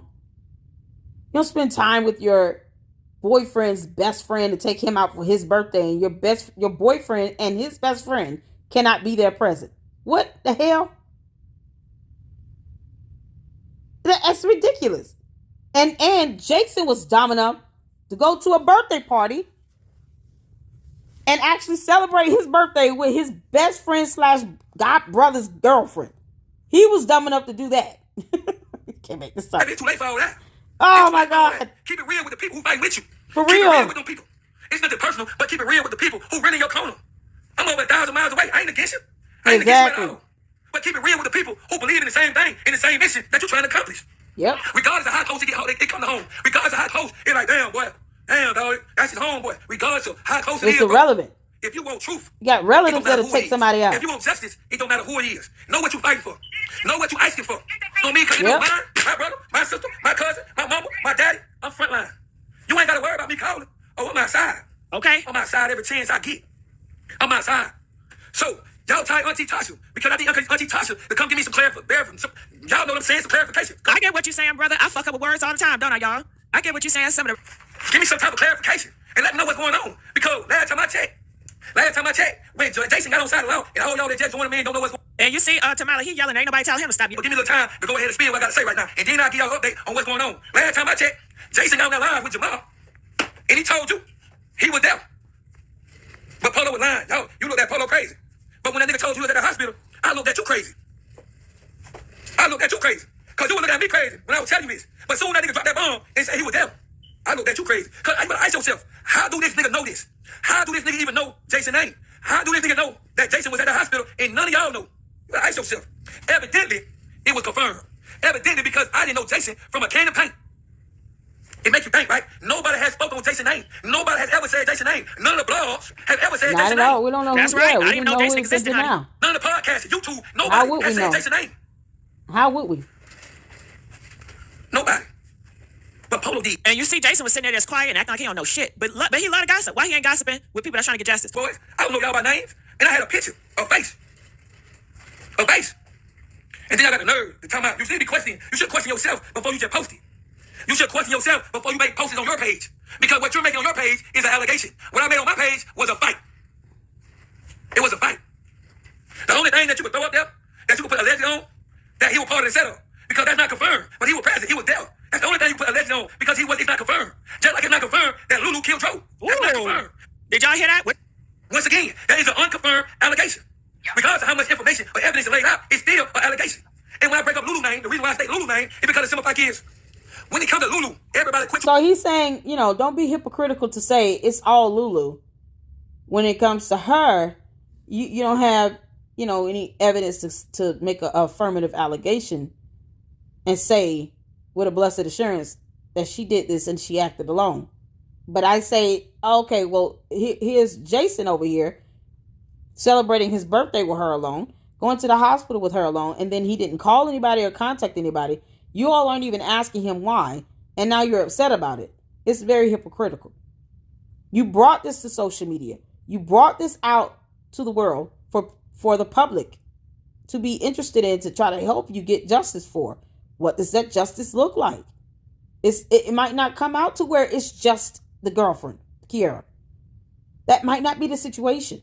It might come down the pipeline to where, 3 other people involved. There's one other person involved. It's called co-conspirator. And they'll do just as much time as the person that actually delivered the blow. So, if she has an accomplice, you cannot say it cannot be someone else. Especially when you don't have any concrete evidence to rule them out. Do this impartially and neutral. Pull your feelings out of it for a moment. Because if you want true justice, you operating on your emotions, you're going to end up omitting someone that should not be omitted. Either you can be silent and just wait until the results render whatever it renders. Or if you're going to speak up, we're taking all leads. We're not ruling out anybody. We don't have a reason to. We don't owe them the benefit of the doubt. If they didn't do it, then it should be evidence to clear them. Jason can't even give a clear alibi. So I don't know why she would just be quick to believe he had nothing to do with it. And they do need to push out the bank theft of this $250K a lot more. Because that is, like I said, that's going to render criminal charges faster than a homicide. A homicide might take a minute to investigate, especially if it's more than one accomplice involved in this, involved. That's a part of this equation. It's going to take a minute. If they bring forth criminal charges, they want a high percentage rate for a conviction. They don't want to go to court half-assed with this case. You can't go into a court of law just saying it's all Kiara and no one else, and there's evidence that would suggest someone else. Especially if she ends up realizing, I'm not going to escape this, and she implicates someone else in her testimony. if she can show proof and evidence someone was with her in that car, it's going to end up being someone else either way. She's not going to take the fall for this on her own. Even if she's implicated in charge, she's not going to take the fall on her own. If someone else was involved, she will be throwing them underneath the bus. So why protect him? Good grief. Bring bad Lulu. Everybody quick to speak negative on Lulu. If it's dealing with Lulu, she guilty. She wrong. It's Lulu. But second somebody else name come up, oh man, that person would never do nothing like that. That's his homeboy. They've been knowing each other for 10+ years. It's and so he naive. to the family. Bullshit. Tell him, Polo. Bro, everybody, but at this point, everybody's suspect. At this point, I don't know who ain't suspect. Because there's no way that my train of thought would be thinking like that. There's no way I would be thinking like that. Man, I ain't got no face on this. Boy, everything's suspect. My partner gone. I don't take no chances on nothing. Come on, man. Y'all from Broward County, Dade County. Y'all know about the bike though game? Come on, man. Stop playing. Stop playing. Y'all know how this game go. But instead, y'all keep. Come on, man. From my understanding, man, the first person that showed up at the hospital was somebody named Karen. Karen. That's the first person allegedly showed up at the hospital. I don't know if y'all. Do y'all know who Karen is? Press 2 if you know who Karen is. I know who's He said Karen. he got the picture. She gonna put it up. Y'all talking about who close, nigga? Who close? Who close? Nigga, can't Wow, you? woo. I have said this 1,000 times. People look at it about money. No, it's personal to me in a way because I get it. I understand. When I talk to his daddy, I feel his pain. I get it. Gigi. But if y'all wanted, Gigi.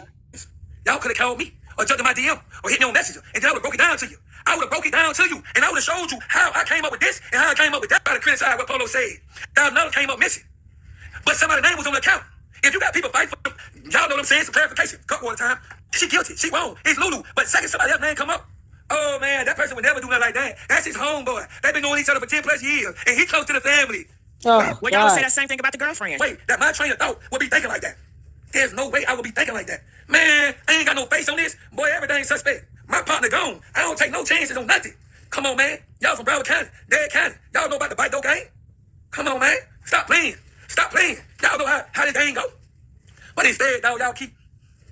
Come on, man. Yeah, it's the From my hypocrisy. understanding, man, the first person that showed up at the hospital was somebody named Karen. That's the first person allegedly showed up at the hospital. I don't know if y'all know it or not. I don't know if you heard his name. But if you're down south, his name is Karen. He moved from another hill, and then he came up this way. Allegedly, that's the person that Lulu called up into the hospital first before Jay and the mama got to the hospital. If you need a picture on that, I have a picture of Karen, which is also Joe Homeboy. Ooh. That's So he said this is Joe Homeboy. This, whoever this guy is. That's also Joe Homeboy. He drive a Merc on 2060s. He drive a Merc on... He got the car and everything, so it's not, somebody in the chat says Lulu brother. It's not. And close people that was present recognized him at the hospital when Joe was in the hospital. His name is Karen. I have a picture of him. And people that was in the hospital confirmed that he was at the hospital. Ooh. Honey. Karen, you know, I don't know this person from a can of paint. But for those who know Joe, you can answer the question yourself. Is Polo on point? Do Polo got the right name? Because I have a picture in her face. I do. And I will post that after this. And that's how it was done. you can get video evidence from the hospital, like the entry point, and then you can get witnesses to confirm if they remember seeing this person. That's what I've been saying this whole time. It's not hard to get this concrete evidence here. He can take a photo and show them. He can say, "Hey, is there any way I can speak with IT, with security, and see if there's any camera footage that can be retrieved from this day around this time frame with people walking into the hospital, not the whole, inside the hospital itself, just at the doors. Which door, more than likely, which entrance would they have taken to go in? It's that simple." I don't have one thing about it. He drive a Merc on 2060s. I don't know what that means. No, man. Like, come on, like, Merc? like, What stop is it. Stop it. And if that's what it is, that's another one of y'all homeboys who ain't say nothing. That's another one of y'all homeboys who ain't say nothing. For whatever reason. I mean, like, you gotta make it make sense. And regardless of who called them up there, regardless of who called them to the hospital, if they fuck with y'all like y'all so ready to take up for them, if they fuck with y'all like y'all so ready to protect them and say that I'm lying or to say that, oh, I don't believe that, then guess what they would have did? They would have called y'all. Thank But you. they didn't call y'all. So They that didn't alone call. should told you to shut the fuck up. Ooh. Honey, ain't he cooking? To shut the fuck up. Because guess what? If you ain't had that much love to call the family or the daddy or the dogs, then what the fuck am I taking up for you for? Why am I saying anything? Yep. Come on, man. He didn't Make it call make sense. the aunt. Make it make sense. But then y'all had the nerve, the audacity. I'm talking about I'm rooting for y'all. I'm advocating with y'all. Nigga, to be honest with you, before I came aboard, it wasn't no traction, no pressure. Yeah, y'all screamed just this shit a movement for Joe. But then y'all want the publicity. Y'all want the publicity that come behind it. But y'all ain't ready for the answers when they come to you. It don't make sense. You gotta be ready for all that. If I want the publicity, I gotta be ready for the answers. I just gotta be ready for it. That's a part of the game, man. This is a game. I think he's trying to say publicity. So yeah, don't make this a PR stunt. It's not about public relations. It's not about publicity. A young man lost his life. The same way I get annoyed with this BG person channel hopping and getting up being disingenuous to everybody and refuses to turn on their camera. It's the same way I would get annoyed at the aunt trying to dismiss the possibility of a co-conspirator simply because they're close. Who cares?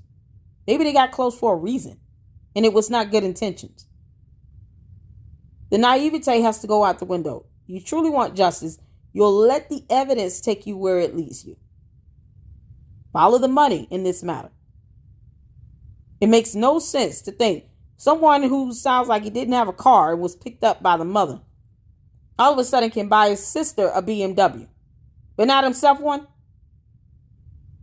You can't make this up. Hey, operation. That's what it is. Yes. And that's why I told you. For all y'all that join in that don't know what's going on, Joe and Lulu was a little couple, a dang, girlfriend and girlfriend. Whoop. They might look at each other like husband and wife. They went on a little trip to Gill County, 30 minutes from Gainesville, and some took place at this cabin, a domestic dispute, which ended ultimately somebody was found brain dead and ended up dying inside the hospital. It was said that on one occasion that the man got hit by a car and then he said, Oh my God. Did you hear that? The man jumped out the car. He's naming all the different stories, Junior. another key thing I want to bring to somebody's attention. If we know that on December 24th, 30 minutes after leaving his father, Joe was at the Wawa gas station. He was at the Wawa gas station.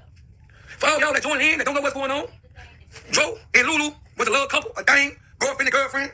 They might look at each other like husband and wife. They went on a little trip to Gill County, 30 minutes from Gainesville, and some took place at this cabin, a domestic dispute, which ended ultimately somebody was found brain dead and ended up dying inside the hospital. It was said that on one occasion that the man got hit by a car, and then it said on one occasion the man jumped out the car. Another key thing I want to bring to somebody's attention. If we know that on December 24th. Yeah, the story. All right, December 24th. That's what he's talking about. The date 2024, December 24th. Yeah. I love 30 minutes. All right, let's hear it. 30 minutes before. After leaving his father, Joe was at the Wawa gas station. That video was posted on his account. He left. That's when he was calling J1, trying to get J1, which is Jason, to come get his bottle of Hennessy. Remember the bottle of Hennessy now, because one of the bottles is the same Hennessy that you see at the cabin. Joe and Lulu was in the back seat. Lulu was in the back seat. Joe was outside trying to make contact with Jason. To no avail. Jason wasn't picking up the phone. He wasn't answering. So Joe ended up sending him a message, which Jason ended up posting his correspondence telling him he was asleep and all that. But Joe had a bottle for him for his birthday. Okay, wait, Jesus, I got a question. To be honest with you, I'm gonna keep it all the way transparent with you. It's not confirmed. I haven't made it confirmed. Nobody confirmed it with me. Nobody made transparency confirmed. Nobody have an accurate report that rental was turned in before they got to Gilchrist County because he left that night and jumped on I-9. He left that night and jumped on I-9 to make his way on up. We all know that Lulu car, that 15, was also at the cabin. But it's not confirmed because since we don't speak facts, it's not confirmed by nobody. Physically confirmed or transparency was given to anybody about him turning that rental in when we know that he left that night. It's confirmed he left that night because I had already talked with his people. Well, his old boy. That he was 30 minutes, that video is 30 minutes after he left talking to his father. That's confirmed. Let me put that out there. That's confirmed. That's a fact. Let me put that out there. Since everybody questioned what Polo's saying, cut water break.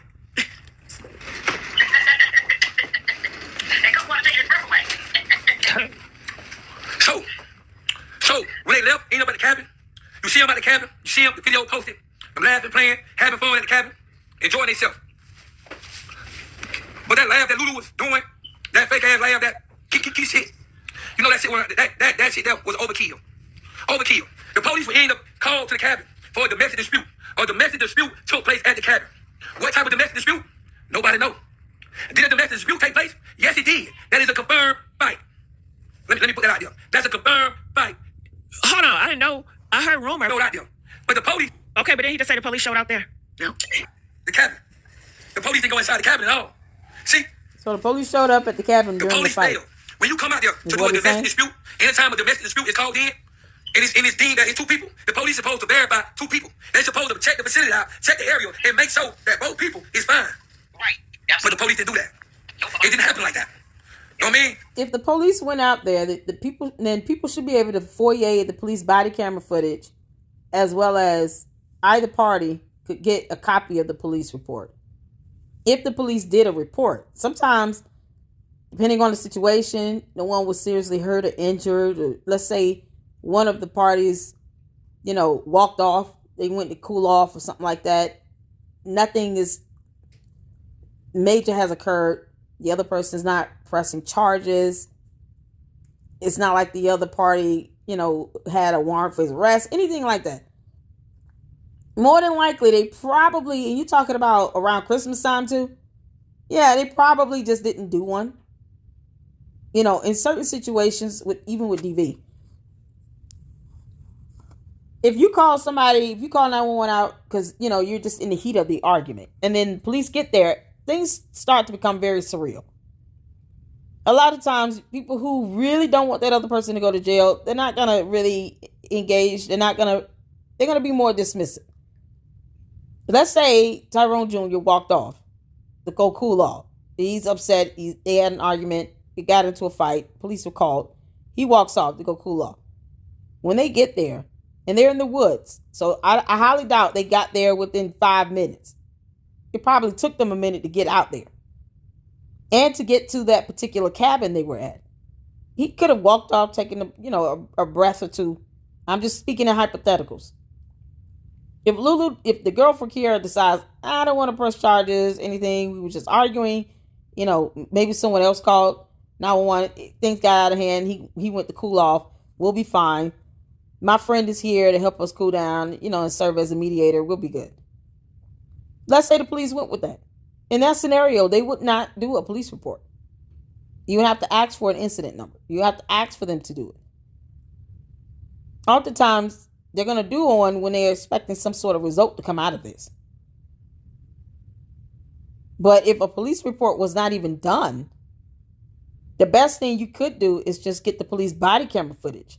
Find out who the attending officer was out there that night that answered the call, who was dispatched, rather, and get the 911 call if you can to see who called the police, because it doesn't sound like it was a girlfriend or Tyrone Jr.